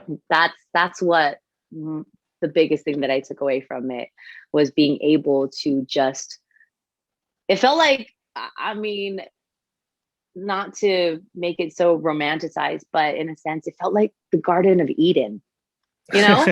Like it really did. It felt like all the stars aligned and all the planets aligned, and we went back to the Garden of Eden. And I think that's what God had in mind, where we all, like you said, lived in harmony, and we got to compete with that sportsman-like conduct, right? And just like, we're over here racing. We're playing games. You know? We've come together as a world to play games, essentially. I want to ask. I want to ask you because the reason why I love the Olympics, not only for the harmony, but also like I'm a former athlete. I love to compete. Nice. I'm very competitive, and for me, the Olympics is like the pinnacle of competition, right? Absolutely. Because that's you're competing with the whole world. It's not like America. We're just competing with athletes with Each America. other. Each other, right? So I want to ask you. I know you're a ferocious competitor yourself. Oh, well. maybe you dial down a little bit. I'm more a lover. But I want to ask you, was there ever a moment, because the one thing about competition, like there's some freak athletes out there. There's some next level beasts. So I want to ask you, was there a moment you were competing and you just saw somebody, was it you just like, oh my God, that's a whole nother level. And can you share that experience? Cause I feel like that's very interesting to me. That's every corner you looked at in the Olympics. Okay, like especially when you come from a small, tiny island, when you don't really have the resources to kind of really develop your ability. Okay, so think about that. Like me, this piecemeal training put together to try to make this happen, and then people that are trained from damn near birth to be this, right? So for me, that question, it was literally every person that I saw. What was like what was like the greatest one that you just saw was like that kind of like well, for judo, there's a lot. I mean, for Yeah. judo, there's a lot just because I mean the art is Japanese, right? Yeah. But then you have the European style of fighting that they developed. But I wanted to say this, but you brought it right in, and this is a great transition. The person that I got to see and actually trained with a few times at certain camps was Ronda Rousey. Oh, wow. She is a true badass. Yeah. She's a freak of nature, dude. And so she was a weight class above me. Mm-hmm. So I never got to actually fight her in competition, but we did do some training camps together, and she is unreal. She literally, I wasn't surprised when she went over to MMA. Oh yeah, I was waiting for that to happen. She was a superstar in judo, and everybody saw just a huge future if she wanted to continue her fighting into then the MMA. I'm like, of course she did, because Yeah, and you got to see that even for judo specifically. The US judo isn't very I guess Sure. developed as far as Yeah. like the rest of the world. Yeah. And so that's why she was such a superstar, Oh, because got you, she's got US you. judo, you know? Yeah. And it put us on the map in a sense, you know, for, hey, just because not every single fighter is, or the team isn't up to par, there's still a fighter that you got to contend with. Ronda Rousey, but then besides judo, I was mentioning that it's an individual sport, so you're by yourself, you know, Yeah. in the ring per se, or on the mat, and you don't have any help but yourself to kind of get you out of this bind. Aside from judo though, I mean, superstars that I got to have the privilege of interacting with was Yeah. Kobe Bryant. Yeah. Kobe Bryant, I got to actually see the Dream Team play multiple times. I got to meet Michael Phelps, Usain Bolt. Yeah. That's I what I was mean, saying. like LeBron James. Yeah. I met everybody. I mean, the biggest of the big in all of their sports. Yeah. You know, for tennis, so that was one of the coolest things for what if you were an athlete, you were all on. You all had a special section, and there wasn't like the superstardom or the fame of one athlete didn't make them special, I guess, in a way, to be Yeah. put aside. Like they all were in the same section. Yeah. All the athletes were in one section, all the regular folk, right? All Yeah. the audience and the onlookers and the fans were in one section. So we got to rub shoulders and really have moments with who we think as athletes are superstars, and you would never get to talk to them or be in the same room with them, you know. We had that opportunity, and that was unbelievable. Yeah, I mean, the fact that you were in the Olympics, I feel like that's something you always have for the rest of your life. That's pretty cool, you know. Yeah, That's something that most people will never ever. That's like once in every it's Taylor. generation. That's like a once in every generation, you know, opportunity for anybody to make it. I do want to ask you, since the last question about that, you know, for all my athletes out there that's watching this, what do you feel like separates the great athletes from the average athletes? Being a competitor yourself, and all your experience and, you know, competing, and you know, because I don't know a lot of Polynesian, you know, what a lot of Polynesian kids, they want to be athletes, but I want to ask you, like, what do you feel like separates like the great athletes and then the average athletes? I feel, well, a few things, you know, and not just one thing, but I think the first thing that comes to mind is just consistency. Yeah. Consistency and tenacity, but you Yeah. also have to have the right training. Yeah. And that was something that was lacking growing up, especially if you're coming straight from the island and you're actually representing this island. If you don't have the training facilities and the training or the coaches to be able to develop your natural talent, I think that you'll always peak, or you'll never get to the point of actually being at that level. Yeah. You know, because there's something about natural talent, like that's God-given, right? Yeah. But it can be so much more. Yeah. And that's the thing. So okay, also as Polynesians, we tend to be a little lax, right? That's what I was trying to use a better word than lazy, but we are definitely procrastinators. I want to say, I mean, I'm generalizing, but for the most part, we are a little more lazy. We're very laid back. I think more laid back than lazy, because once we get our work done, then we're just like, we're down to chill, you know. And there is definitely no room for that in the highest if level. you want to get to that level. And whether it's doing it professionally in the NBA, NFL, or any sport here, or trying to get to the Olympics, there are no rest days. And that's a hard concept, right, for us. It's a lifestyle. To kind of, Yeah, it's a life. People don't realize not it's a lifestyle you live. it Even is a lifestyle. even in the beginning stages, if you want to get to that point, like you have to adopt that lifestyle. Yeah. And that's why I meant, for me, when you had asked that question, who was it that was like just incredible to watch, or just you saw this phenom? I was like, that was everybody there, because Yeah, the yeah, majority of the Olympics is their whole country backs these athletes, yeah, right? yeah, This is their pride and joy. Whereas the US and the US territories, it's still very individual. Like, you have to yeah, fund for yourself.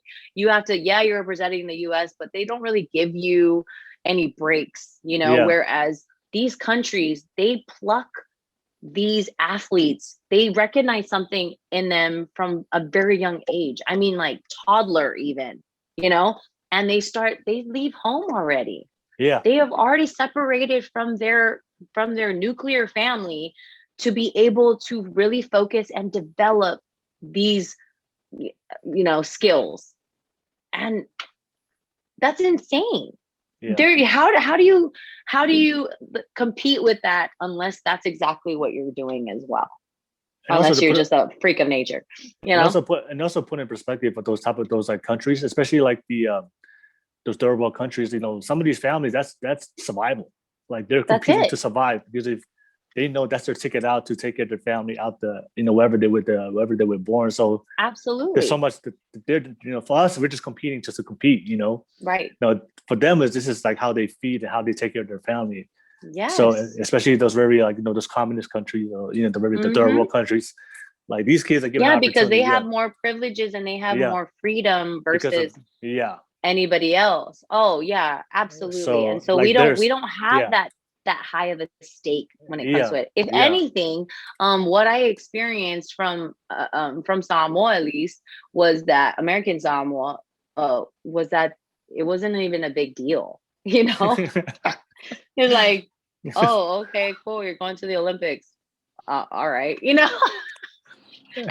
that's because it's just not something we put as a priority, yeah, right? yeah. That's like We're yeah, looking at like, but if they only knew that the Olympics was to open doors for endorsements and that meant money, well then shit, they might have changed their yeah, perspective on it. yeah, But if it doesn't immediately identify as bling bling or chain, yeah. or the dollar bill, then it's not that big of a deal.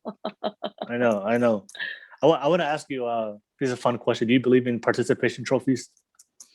Hell no. I cannot fucking stand participation Yes, trophies. I know. I hate that. I cannot. It's so crazy that you brought that up, because just a couple of days ago, I just talked to my husband about this. I'm like, never am I ever, or are we ever, I don't care Yeah, what you think, yeah, like, yeah, are our children ever going to be in a participation yeah. freaking sport? Like, I don't No, care how, I mean, okay, I can see it when they're tiny, like toddlers, right? no, Maybe 2 years no. old. Teach them I young. was No. like, right, exactly. But like maybe 2 years old, where they actually, okay, cool. Everybody's just, they don't know what the fuck they're doing anyway. Yeah, yeah, But 3 and up, no, yeah, what winning and losing is, then that there's a reward for winning and there's yeah, no reward for losing. Like, yeah. come on. I can't stand that. And that goes back to what we are talking about, making sure that we have the map, making sure you're giving them the Prepare them manual, for life. right, for life. Because really, you go out into the real world, into real life, there's no such thing as a fucking participation award. Like, Yeah, well, thanks for showing up, dude. yeah, No. And that's in everything. You go up for a job, right? yes, It's either you or this other person. You don't get a secondary job, like, yeah, oh, you get the consolation of, still getting the job, not yeah. just as good as the other. No way. And they're not gonna call you back. No, they're not. Yeah. It's like, hey, no news is bad news. I know. So no, thanks for that question. Oh my gosh, I definitely do not believe in Yeah, participation because awards. Or the whole, not only that, but they have the teams where they don't count points. Yeah, they don't keep they don't score. I'll keep score. There's no winners or losers. Losers. Twilight Zone. And like I said, I'm just be blunt. That's why kids are soft nowadays. That's why kids are soft. Mm-hmm. They can't take any kind of adversity. They can't take any kind of failure. They can't take any kind of not abuse, but like difficulty. Any type of hardship. Yeah, hardship, right? None whatsoever. I mean, put together with the sense of entitlement already. Yeah. Add that. I was like, but equation. I showed up, so I should get a reward. I should get a trophy for showing up. And picking your nose in the outfield? I don't think so. Yeah, say that to the bank. The worst part to me, right? The worst part to me is, I think, the parents, right, or the guardians that are, they actually, I've seen them fight more for the participation trophy versus the kid itself. It's like, I don't care, mom or dad, and they're like, no, my kid is going to get a you know who those parents are? What? They never play sports in high school. Right. Right. They probably always never got picked. Right. And so this is their way to come back. That's they don't ever have a trophy on their wall. Oh man. Hey, you gotta pick your own sport. And I don't mean an actual game. You're just more gifted in something else than whether your sport is in accounting or your sport is in gaming, like freaking Nintendo or whatever. Oh my gosh, I'm probably aging myself saying Nintendo over here. But that's still that's something that you can win in, right? Like don't, in a sense, figure out what your lane is and kind of stay in it. You know what I mean? Like, look, don't wish the grass isn't greener on the other side because you had some false fantasies of ever being the next NBA star or the next Michael Phelps or the next Ronda Rousey. You know what I mean? Like, if you weren't given that gift initially, why? So, when people say like, never give up, never give up. Yeah. To me, I think it's better to know when to give up. Okay. It's like know when to give up in certain things, because you could be wasting your time and your life when something better was just right next to it, or it was right next door, because you were so blinded by this infatuation or this idea that you could make it in this one thing, when literally there is a gazillion things out there. There's not just one thing. So just don't get stuck in it. It's like when those athletes, is when those professional athletes get injured and they have to retire or they have to lose. Then what? That means their life is over? No. You gotta find your next big thing, and know when to throw in the towel, and it's okay.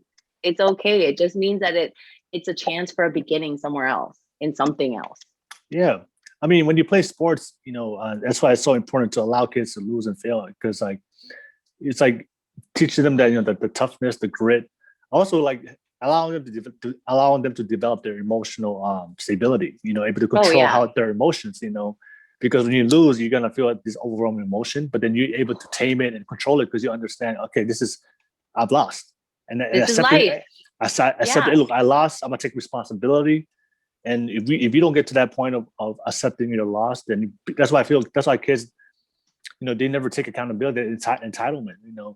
When they lose, the first thing they do is like blame.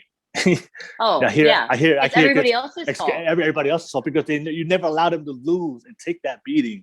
Yeah, because and they've never taken responsibility for their actions. Because when you let them lose, you realize as an athlete, when you lose and it sucks, but then you realize, look, I lost this game, and then also there's also gives you understanding, also like awareness to understand that there's people out there that's better than you. All so day. that way it gives you like a light to fire under you to go out there and start working changing and to your improving full potential. But all these, Yeah. and I see all these kids now making excuses, making blame, and then no one's putting any work. They're all trying to find like the fastest route. Yeah. Oh, The for fastest sure. route. Everything is a shortcut. And Yeah. I So feel for them, I really yeah. do, because the rude awakening is right Yeah. around the corner. And I don't know if I can actually, I don't know if they'll make it.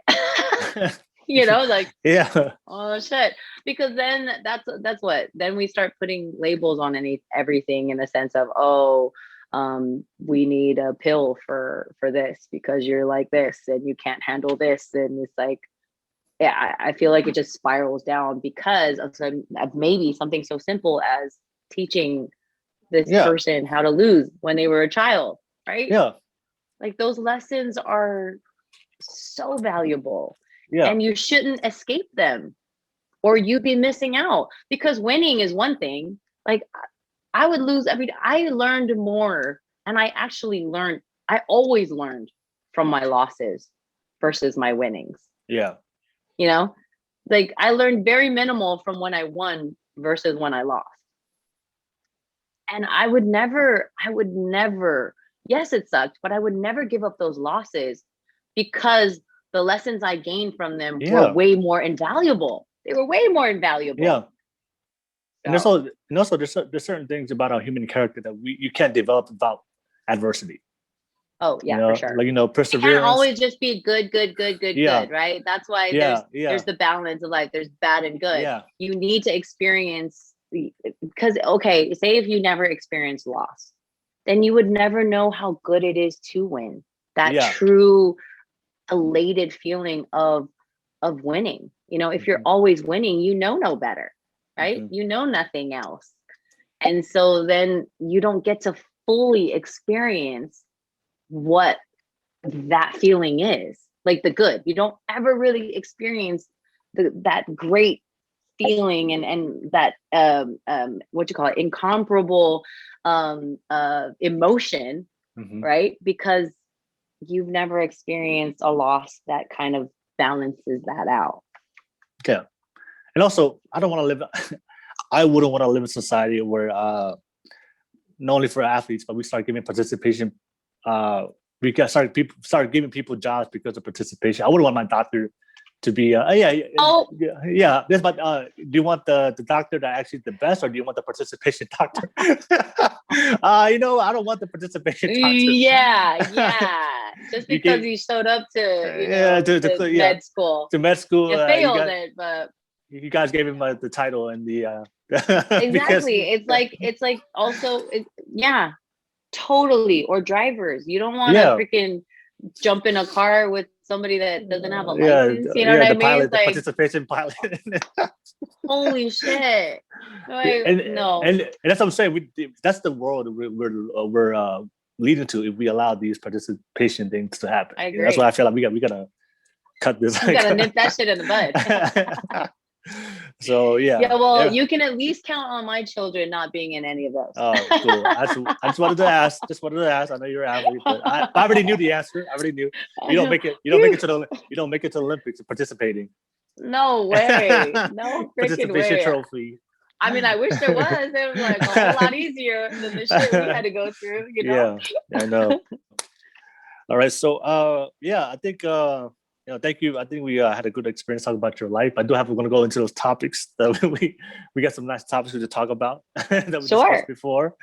That's nice. So I guess the first topic we want to go into is happiness, and I want to talk about happiness. I know on the podcast I mentioned the intro.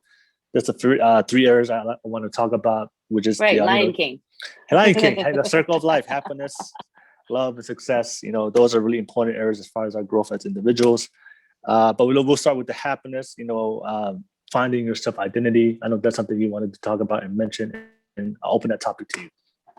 I definitely think for happiness is when I generally is when I kind of came into my own and really embraced who I am. And if there's one thing that I am certain of, is that I am uncertain of everything. Yeah, that's good.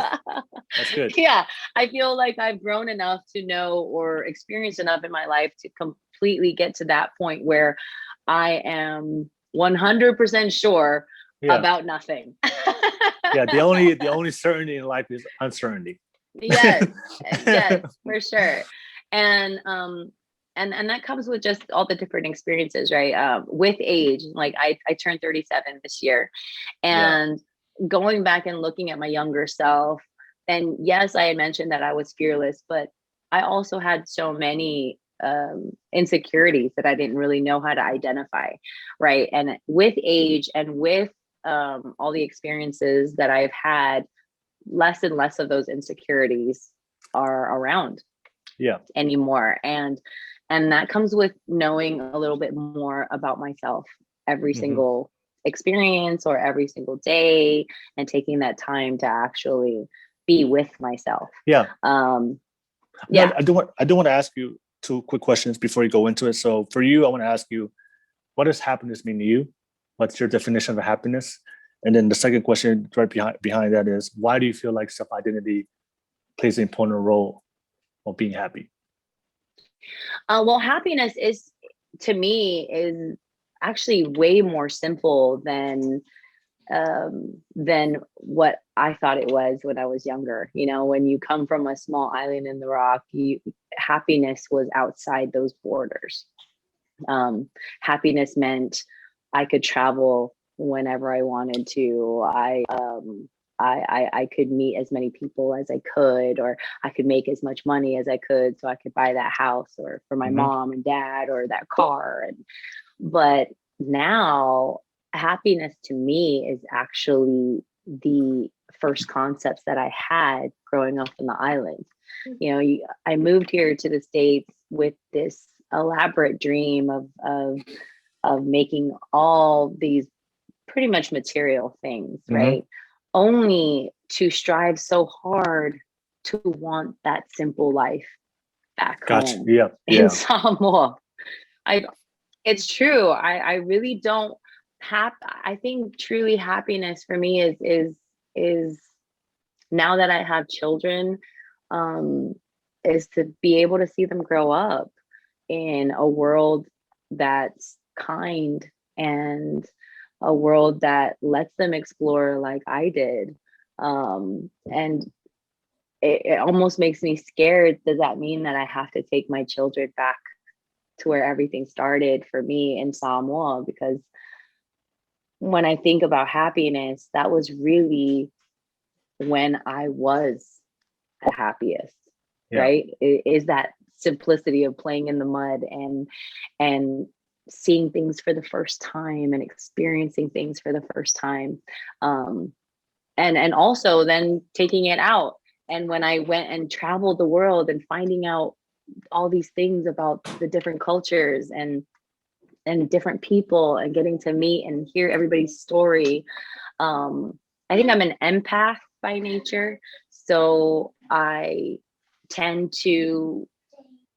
I think I'm very capable of putting myself in other people's stories, and really like trying Hmm. to experiencing it with them as they're telling it.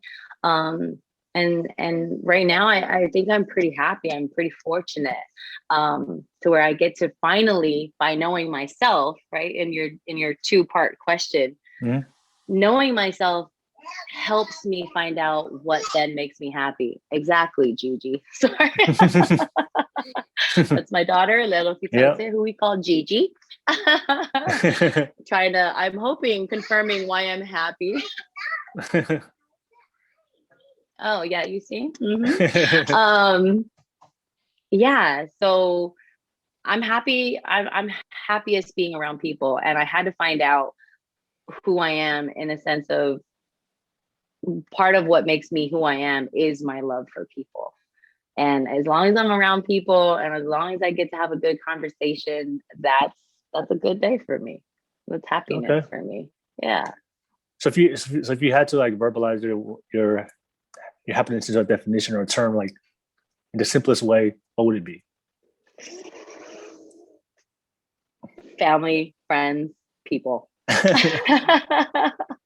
So I guess like That's happiness to me. so building. It's like I guess happiness is building meaningful relationships to you. Oh, I'm for just sure. that's what yeah, people. Yeah, Yeah. relationships, for sure. It's my encounter with Hmm. people, but not even. I mean, it can be as brief as a mere introduction. You know, Hmm. it can be as brief as a just a quick encounter, not really forming a relationship, but in that moment in time, that half a second, Yeah. that's still happiness to me. You know, getting to be in that person's life for that second, like the Hmm. chances of all these things had to align and all these things had to happen in order for us to just cross paths for that split second. And I don't take that for granted, and I don't negate that was meant to happen in that very second and only for a second. why do why do you feel like I mean, based on your experience and people that you see, why do you feel like people struggle with being happy or finding their happiness in today's culture and social media and everything? Well, because I think we're looking for acceptance, right? We just Yeah. want to belong. I think that's a Hmm. lot of it. And that goes all the way from when we're young, not being allowed to, as we've talked about, especially being Samoan, not really being allowed to try new things and Hmm. explore things. And so then you just kind of are lost all the time.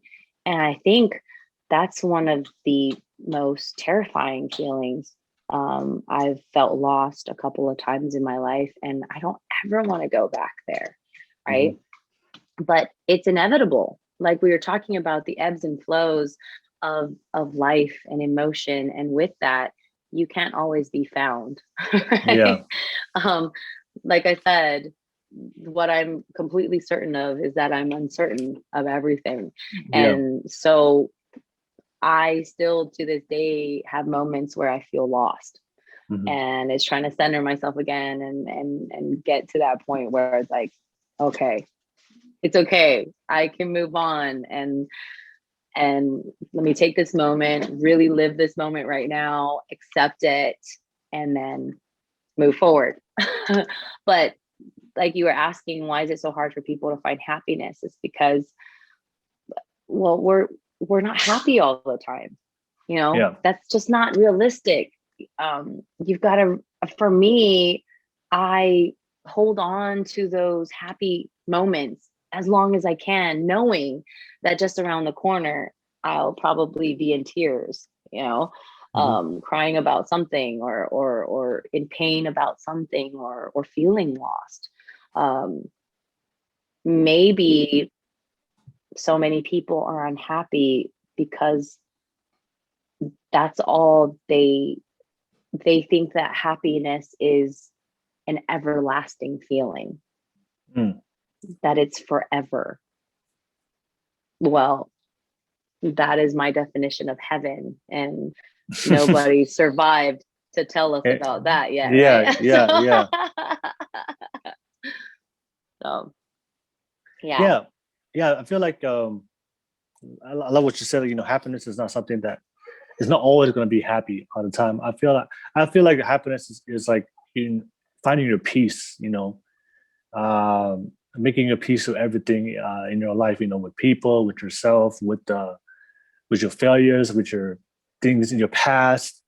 And then, like you said, that's one thing about life. It's uncertain. So there's gonna be a lot of uncertainty, which is a lot of mistakes. A lot of things gonna Oh happen that's gonna be out of your control. Shit's gonna, it's bad. You're gonna be some bad people. yeah. You're gonna be some terrible people, and there's gonna be all these the uncertainties of life. But that's just life. But I feel like you have to get to a point in your life of just making peace and just and making peace with everything and not and with yourself. It happened, but it happened for a reason, and I'm gonna move forward and not like attached to everything. Because I feel like the world Yeah. today, we're so attached to everything. Right, So just not dwelling on it, right? Just yeah, we just yeah constantly dwelling on it, and then you create this pit that you can't climb out of. yeah And I think when it becomes hopeless, right? When you feel yeah not just helpless, but hopeless, that you can't see beyond the pain or the sadness. Yeah. If you can't see past that, you honestly will never see past it. Yeah. So yeah. I like that with peace, it's true. It's not so long ago that I was able to really identify that in the mirror, knowing that, it's that simple thing of being able to just look in the mirror and be okay with myself. The one thing I realized about you, and since we're on the topic of happiness, like, happiness, I feel like I think in the world today, because we're so attached to things, that people are trying to seek happiness externally, but I feel like peace is something that comes within, and it's innate. And the one thing I love about you is like, as soon as we got on the podcast, we were just laughing. We were just laughing, having fun, because I love how your attitude, that you create these feelings of laughter from within, right? You don't need any external stimuli to make you feel happy. You just create that own happiness, and I feel like you have to get to a point of your life that you're at peace with yourself and you can create your own happiness. Of course, I think there'll be days it's up and down. Yeah, that's life. But you always know that you have the ability to bring that happiness out whenever you want to tap into that. Yes. Because it's from within. And then I feel like that nowadays people are so attached to the world now, or to people, to things, that they've lost that ability to generally to realize that it's within them, and they can tap into that at any time. Because I do believe happiness is a choice, that no matter what happens to my circumstances, I'm going to choose to be happy today. I may not be as happy as yesterday. Right. But you can still choose that. I agree. Yeah. I think that's a great point. And thank you for that, that makes me feel so good that you see that, or that you're experiencing that with me. I definitely strive to be that. Like, I think I've always had that as a kid, and as I'm so glad as I grew up that I developed it even more, and held on to that, because like I had told you, I initially wanted to get into acting because I wanted to be that escape for people. I wanted to be that uninterrupted, uninhibited 2 hours of escape and paradise and fantasy for someone, just to collect themselves and get away from the bullshit of the world. But also remembering, I know that we talk about so much of, oh God, the world, what's going on, so much uncertainty, so much this, but that we tend to forget how truly beautiful this world is. Like, especially where we're at in the mainland, or from Samoa, or like, I have to just, like you said, find that peace within myself to remember when I am down, or when the low gets low, that, hey, there's always somebody so much worse, experiencing so much worse, that I have no reason to complain, or not negating what I'm feeling in the moment, and feel it. Go ahead and feel it, but as we also mentioned, don't dwell on it. Be able to pull yourself out.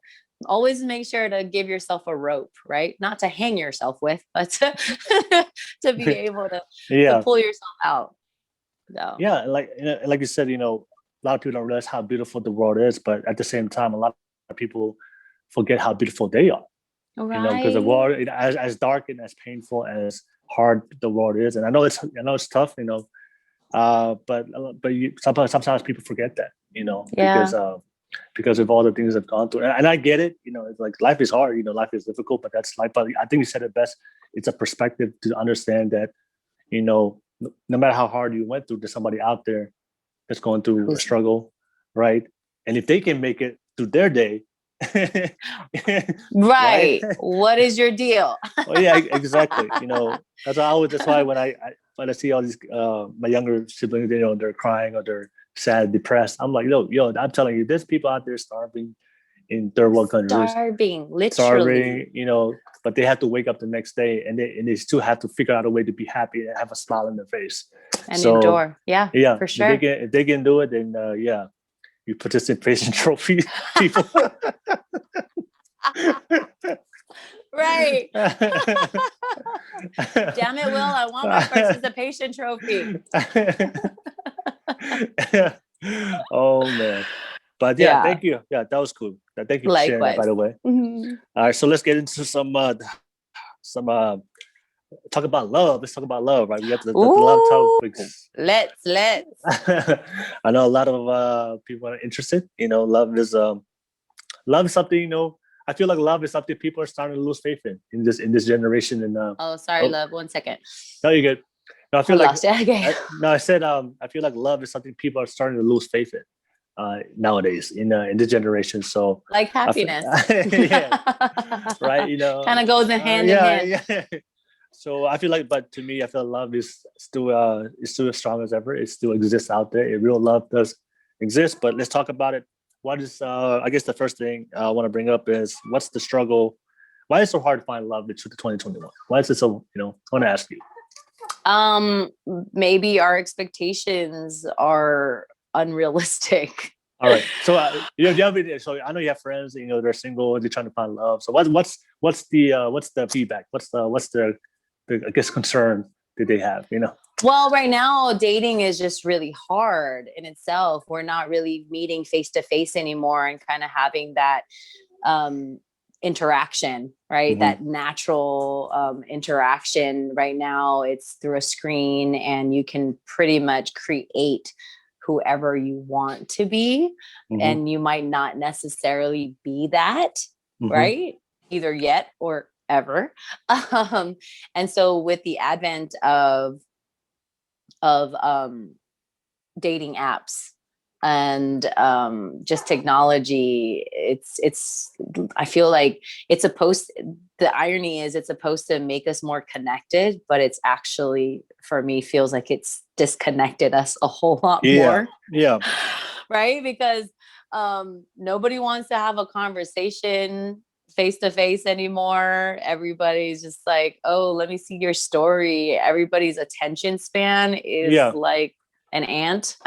Like, well, I want instant gratification right now. And it's like you said, I feel like there's more of the mentality of trying to get the shortcut to love. And that's why it's not lasting in a lot of things. And then our ideal, I don't know what it is when they grew up, what their idea of love is. For me, as wonderful as my parents were, they were more wonderful apart.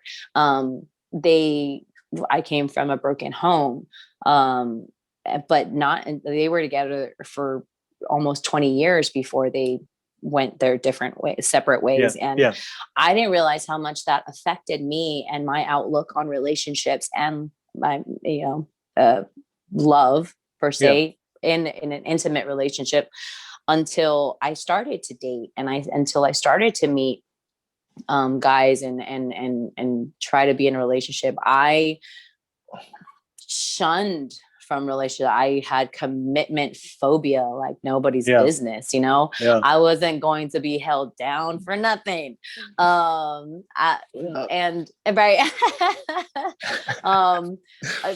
Honestly, it just, but I didn't realize that. Like I had to seriously kind of unpack all my bullshit to really answer that question and face it head on and go, why am I so, I mean, I always hated to use the word afraid or fear. I'm like, no, I'm calm. I'm like not afraid. I'm a badass bitch.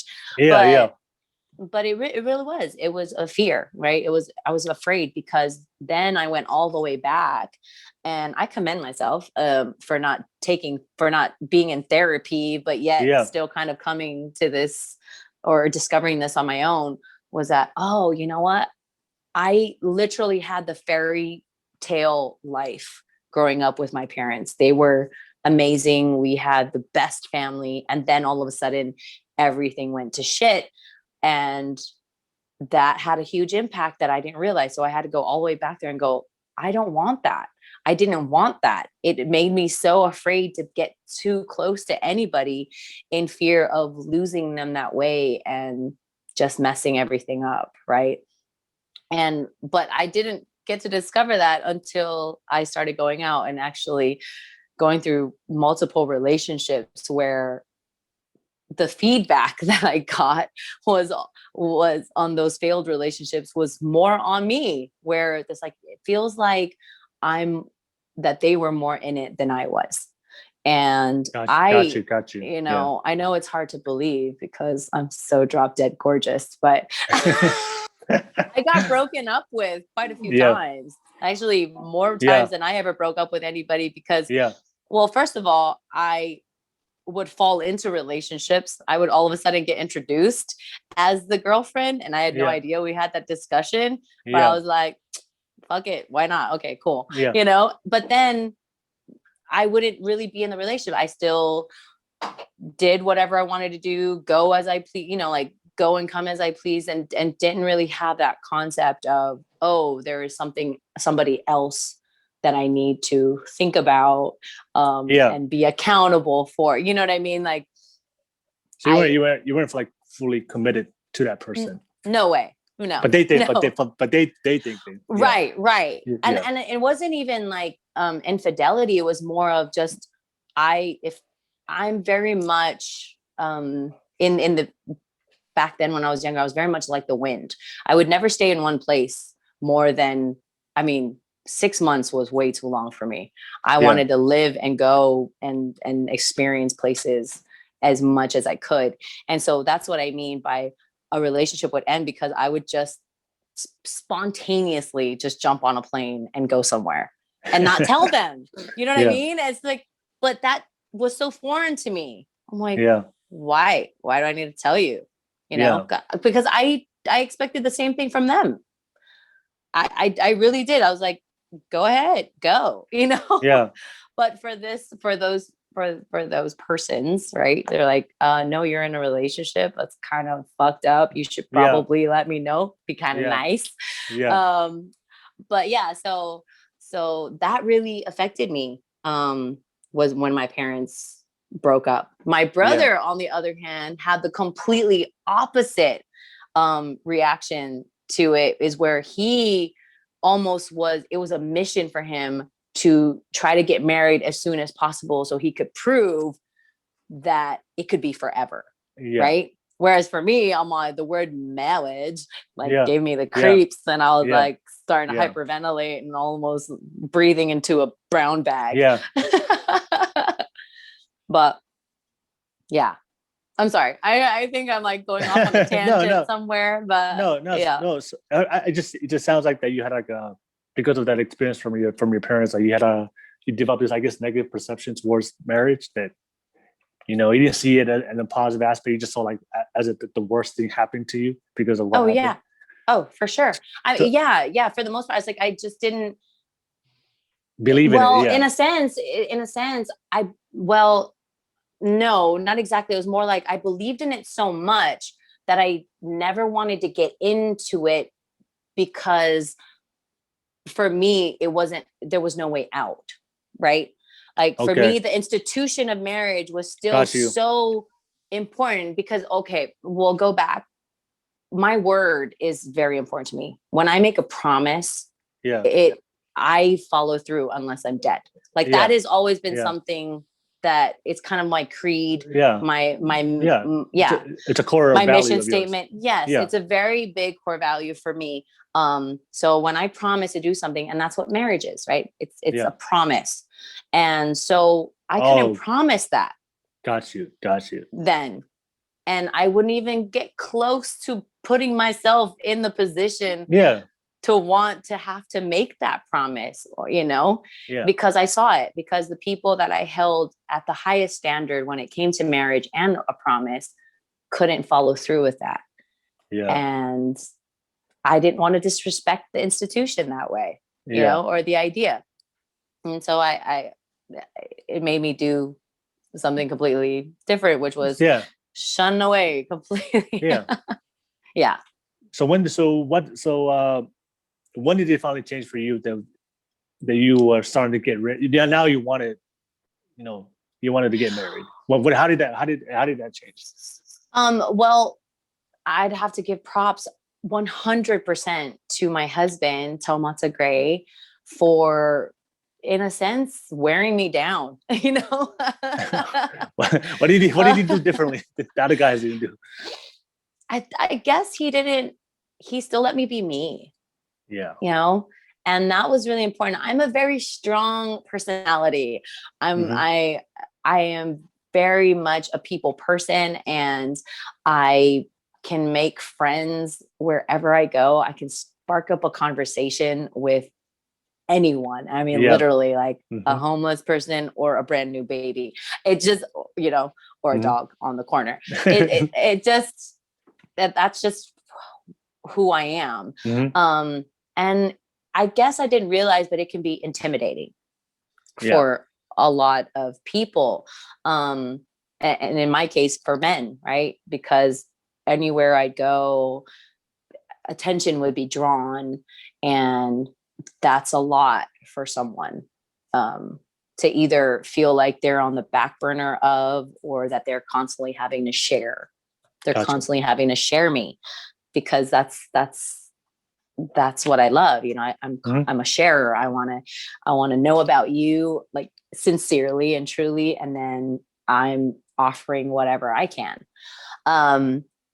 And he let me be that. He was okay with that, I should say. Not let me be that, but he was okay with that. He was like, sure, because he's an extrovert as well. We're very similar in a lot of ways.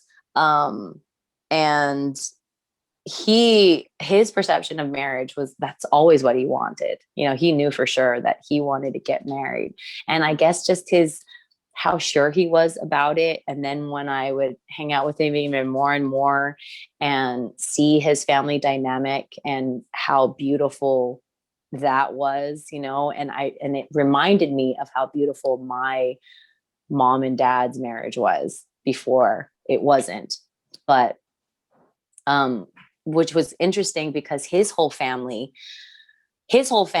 all his siblings are all married and are still married. They only have the one marriage. There's mom and dad, before she passed away, they were still married. So that has a big thing to do with it, right? Whereas for me, I come from a broken home, and then my brother got divorced, and then, I didn't want anything to do with marriage. And but he showed me, or reminded me of, just how beautiful the institution was, and also, or the commitment, right? Being able to commit yourself to someone, and to have that person commit themselves to you. But also that we made our own rules. I think we talked about it, and I made it very clear. I'm a lot more open-minded, a lot more adventurous, especially when it comes to intimacy, and when it comes to ideals, and we learned early on, or at least we discovered, and we taught each other that, hey, we make our own rules. Nobody else can tell us what is right and what is wrong in marriage. It's what we make of it. We make up our own definition. And that helped me, I think, jump the threshold a little bit. I'm like, okay.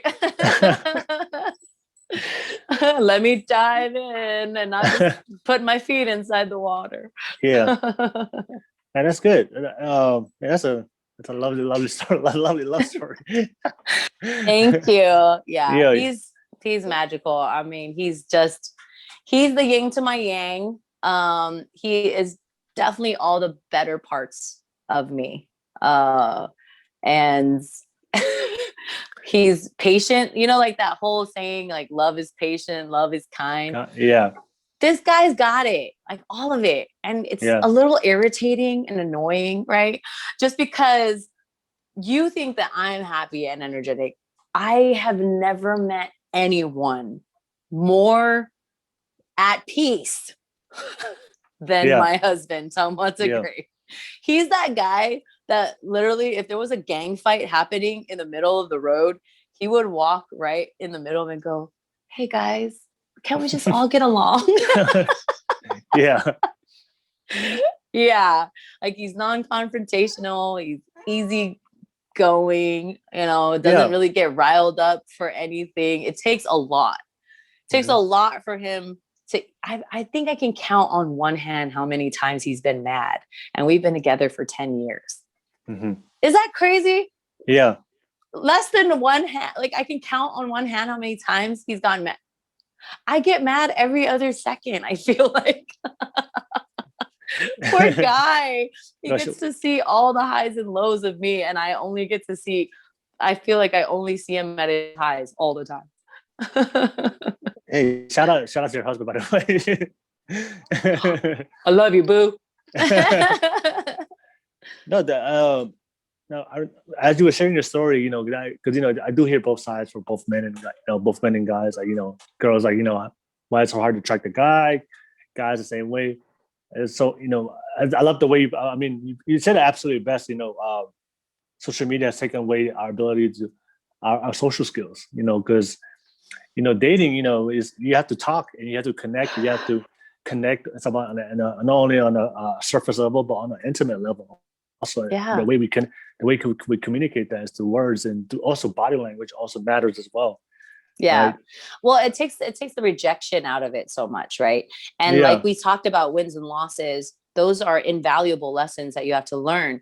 And when you take that out of the equation, when you're looking for a relationship or trying to find love per se, we talked about it off camera, where we, back then you would meet at a bar or meet at a church function or meet at whatever function. And then you kind of have that chemistry and eye contact from the corner of your eye somewhere. And then you play coy and kind of go through the whole process of building up the courage to be able to talk to each other. And now with an app, right, it's very, like you take all those things away.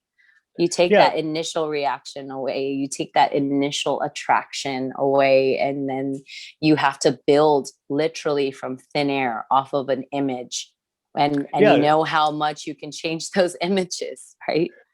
Yeah, because I feel like, back in the day, from your experience, I feel like the feelings were more genuine, right? Because, you see somebody at the bar, you see somebody at the party, it's just your natural feelings inside that you feel, and then you act upon it. But but social media, no, those feelings we have, it's like we're making judgments based on, and of course when you meet the person and then you have conversation and then you build chemistry, you actually build real connection with somebody, but you can't really get that connection on social media and looking at somebody. I mean, you might have some superficial physical attraction, physical, right? But that's not real.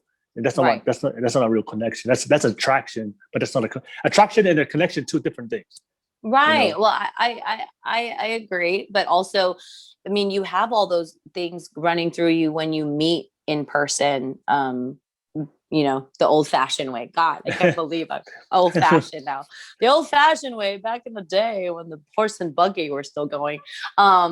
No, you initially, it's not like you're in love with this person or you're attracted to their personality. You are attracted to whatever physical chemistry is coming. It's a chemical reaction, right? Yeah. Like you see this person and there's something that attracts you to them, and it could be lust. It could be like, damn, you fine as hell, Yeah. I'm gonna talk to you. Or it could just be, I don't know, it could be triggered by anything, by the way that they kind of tripped and looked around and thought nobody was looking, or how they smiled, or how they dress, or how they, and you, when you take that away and try to build that, after swiping, right? I don't even know. Where do you swipe? What's yes and what's no? It's just like you said, it's so ingenuine. It's a lot less sincere. It becomes like a true meat market, right? Of resumes. You're just kind of like a one page of people, like next. Yeah. I feel like you're in an audition. Don't fit the part. No. And you don't really get the chance. You could be missing out on your soulmate all the time. And I also feel like that in real life, that when you see somebody that you genuinely like, but and of course, as a guy, you're afraid to approach her, but you have to make a commitment, right? To go, so you have to make a commitment. Even though I am afraid, even though it is embarrassing, but I'm going to make this commitment. And social media doesn't teach you that commitment because it takes away rejection. That's what I'm saying. Right? Because, like you have to overcome something in you yeah, to be able to make that first connection, like yes, interaction, the first interaction, right? Yeah. And so when you actually, like, it's not only a challenge, it's like that hunt, like our human nature. No, you said it best. When you always win, right? And then you don't value something. If it's just given to you, you don't know, right? But when you fail, so there's an opportunity for you to get rejected right now.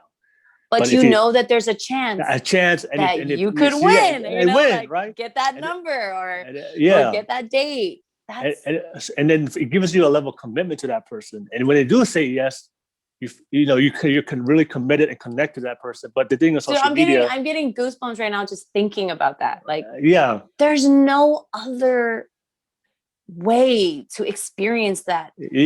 Except for that way, now with the apps and then you have to, but it's like, it's not spontaneous. It's not, because I feel like that's for me, that's how I found love, it was spontaneous. It's like a spontaneous combustion, like love can either come quick or it can come slow, or it can be in between. Like there's no real definition of how the feeling is for you. But as far as like meeting now, I feel for everybody that is in the dating game right now, because shit is hard.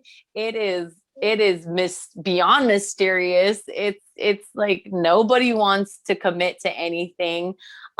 Especially, I mean, we talked already too, and I feel like guys, this is way more leg up for guys than it is for girls,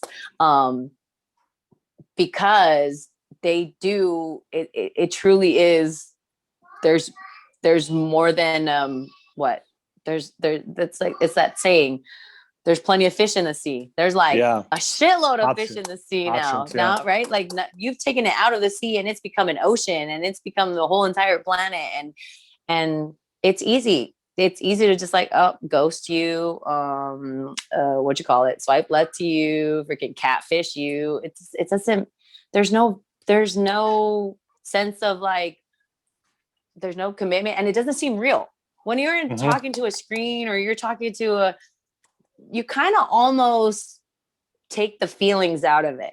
It's like, they're really not that hurt, or they're really not that, like, you have that safety behind the screen and behind the facade that you created, that then it's like, it's not really me, so it's okay. I know. For me, I know that's the consensus I was hearing from a lot of people. There's too many options. Many options. But honestly, for me, I actually see it as a good thing. Okay. Because for me, it's like, it's just same thing as the way I see America. Like, America is a land of opportunity, right? Amen. And then because it's a land of opportunity, I can create my opportunity by competing, right? Oh, there's the athlete in you. So as I'm saying, is back in the day, I feel like for me, like as a guy, because all these options, I have the ability to, like, if I want a certain type of woman, I have that. There is a chance, right? But I gotta go out there, put the work in. But now that opportunity was open, available through social media, that I probably would have access to this type of woman if I'm just from this small town, or wherever you're from. So that's the way I see it. Well, I mean, don't get me wrong. There's definitely pluses to it. I get it. For sure. Because especially like when in the grind, right? Yeah. There's no opportunity to really meet people because you're working so much and you're in school constantly, or like there's not enough hours in the day. And then especially for single parents, right? If you have kids and I see it as a great opportunity. But then I also see it as more of the opportunity on the other end, mainly because of my experience with seeing my friends go through it constantly with how easy it is just to be cast aside, because there wasn't that initial interaction. Yeah. The one thing I always tell like my friends, like you have to adjust to the game, the game has changed. This is true. Oh, tremendously. Yes. So, and I'm glad I'm not in the game. Shit. Yeah, you already made.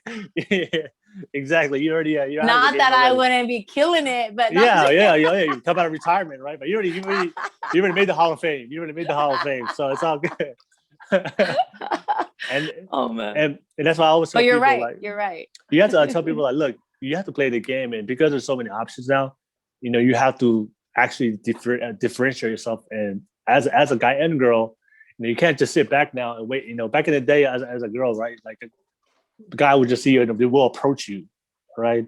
So that game is not the same no more. If you're waiting for a guy to approach you, you're like bye. Right. So now girls have to number one be more available, be more approachable.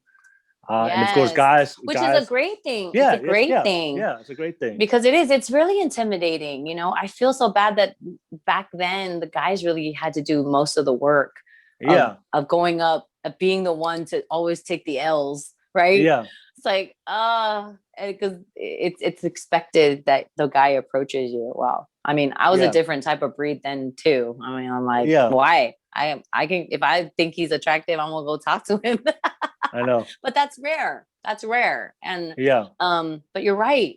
You're so right. That's definitely a huge plus that girls now have to be more available. To be able to be, like you said, more approachable. Yeah, but more approachable. And guys, of course, we have to go out there and that take the initiative, right? Yeah, well, take the initiative, but then on top of it, now there's like you said, that hunter mentality in a man. Yeah. You really do compete because that there is so many options out there, and if you really do kind of like this one person, that you're going to it's an uphill battle because there's so many choices and so many different flavors out there that you got to be all these flavors and some. Yeah, I want to ask you because I guess that's the question a lot of I hear from both sides, but how do you know you have the right person? How do you know you have, that's the question I always hear a lot. Like, how do you know you have the right person, and how do you know they're really about you, or they really love you, or they have the right intentions for you? Well, I look at love as you talked about love being happiness being a choice. I look at love the same way. Love is a choice. It is a choice for me to wake up every day and love my husband, and whether he wants to admit that or not about me, I know that he makes that choice every day as well. Mm-hmm. So how do I know that I have the right person? I don't. I really don't. I do know that he is my best friend. Yeah. And I actually like him, I like him. There's something about love. And my grandfather said he's been with my grandma over 50 years. And I asked him, I was like, Grandpa, what's the secret? And he said, I fell in love every weekend. Falling in love is easy. It's actually liking somebody that's hard. Yeah. And that kind of stuck with me. It stuck with me because you're right. I love my children every day, and I love them all the time, always, but I don't like them all the time. Mm-hmm. Right. I mean, I always love them, but I don't like them all the time. And that's the same thing with my partner. I love him always, but I don't like him all the time, but I do like him most of the time than anybody else I would.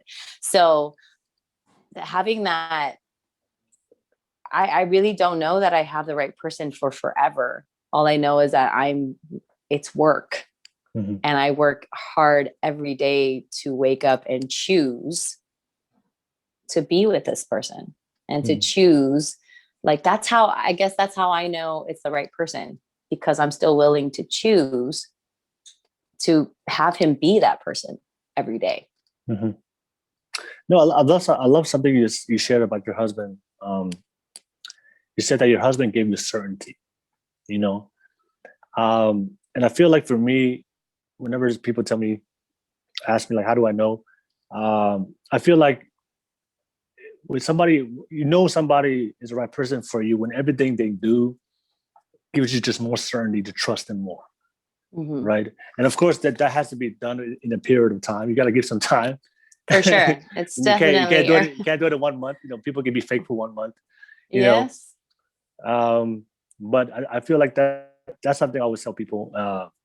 It's just just look at look at the behavior, communicate with them, talk with them, but just everything about them, whatever it's their attitude, whatever it's their morals, their values, everything about them just gives you more certainty to trust them more. And then even the days where you fight, right, and have bad days, but you're still gonna choose to love that person because they've always proved that certainty. And I feel like a lot of people nowadays, that's why I always tell people when you meet somebody at the beginning, you have to be. I feel like transparency is so important now.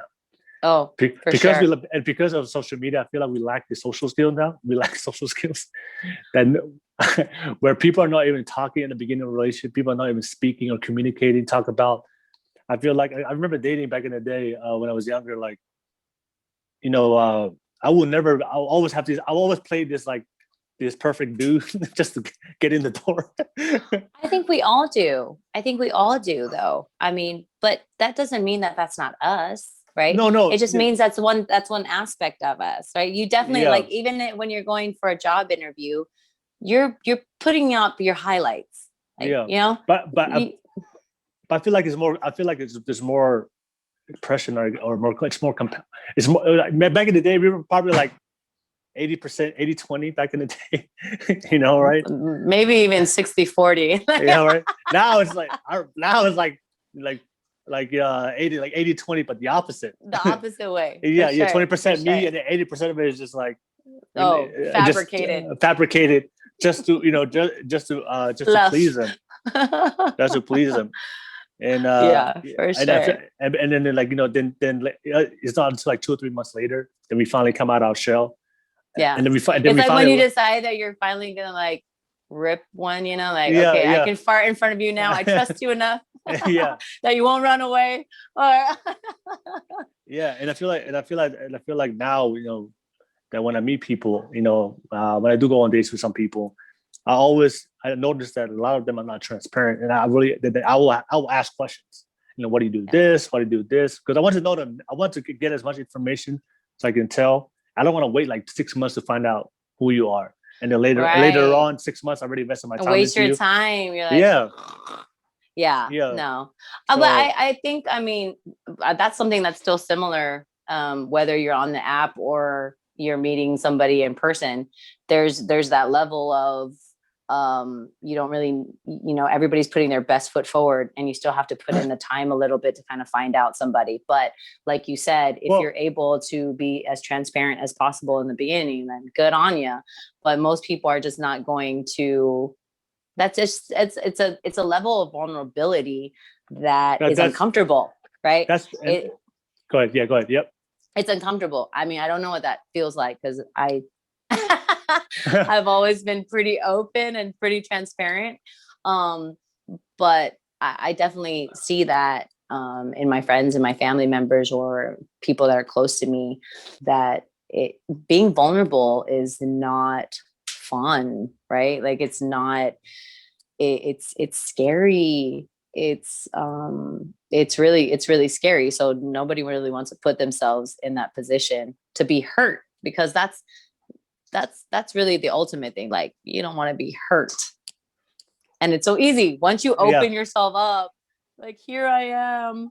And we talked about how critical this society is. Everything's criticized, right? Yeah.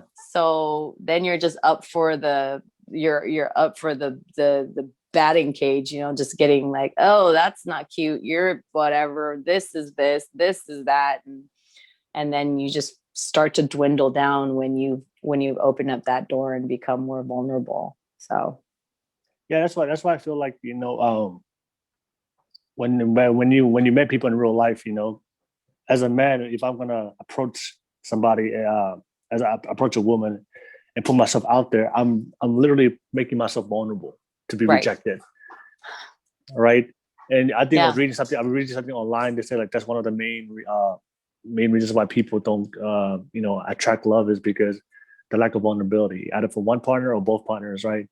Nobody's really opening each other up. Nobody wants to be rejected. Yeah, exactly. So I feel like they don't want to take that chance. I feel like as a guy, for me, that if I approach a girl, he's gonna force me to be vulnerable because I know I might get my hurt. That's already vulnerable. Yeah, right? It's already vulnerable. It puts me in a vulnerable moment that I have to be vulnerable, right? Yeah. But the thing is, when I meet a girl on social media, I know I can get her a date with her without being vulnerable. Right. So I go into that day like I don't have to be vulnerable, And then of course, if she does show up, then I know okay. Then, okay, I got it already. Right. Like she showed up or he showed up. So that's already half the battle, right? Yeah. That's true. Yeah, so that's true. Yeah. So that's interesting. That's very interesting. Likewise. So you know what, love? I'm gonna have to go pick up my son from school. Oh, okay. Yep. Are we able to pick this back up? Are you free? Yeah. Well, when I know because you're gonna be talking about success, and I literally need to like leave the door right now. Oh, it's like all 2 good. minutes. No, it's good. No, it's good. I think we pretty much covered everything. We talked about your life. Yeah. I know we didn't get a chance to talk about success, but hey, it's good. I think there was success somewhere in there, right? Yeah. The only thing I can say, the one thing I always ask everybody, if you don't mind, if you just share some final thoughts to everybody, and then we'll leave off the podcast with that. Go ahead. Well, like I said, even from the beginning, and I'll bookend that here now, is that if anything, I hope that you can learn from me or take from me is that just my love for people and my faith in humans, right? Because I think there's so much lack of faith in people. I think we expect the worst from people a lot of the time. And for me, I'm so glad and I'm happy to say that I still give them the benefit of the doubt. And because I would like the same thing to happen to me. So it's like that golden rule of do unto others as you would want others to do unto you. And I feel like if we really were to dissect that and live that as much as possible, we would find happiness and love and success. Right. All and right. Get that full circle. The circle of life. All right. Thank you. No. But hey, I really thank you so much for being on here today. I really enjoyed the podcast, and I really enjoyed getting a chance to meet your family as well. Thank you. I know. Thanks for seeing my daughter over there. I know you gotta go. Also, just real quick, if I could do a shameless plug for Everyone Loves Lulu. Yes. My podcast is every Wednesday. So when it turns midnight, it comes out and just check me out at Miss Lulu, MYZLULU on all social media handles and islandblocknetwork.com for if you want to tune in, which I know you will. And you better. Yeah, I'll definitely get that information from you and I'll put it underneath the link so people can access that. Thank you. And make sure to follow Will, man. Thank you so much for this opportunity. Thank you. I appreciate you taking the time just to kick it and hang out and conversate.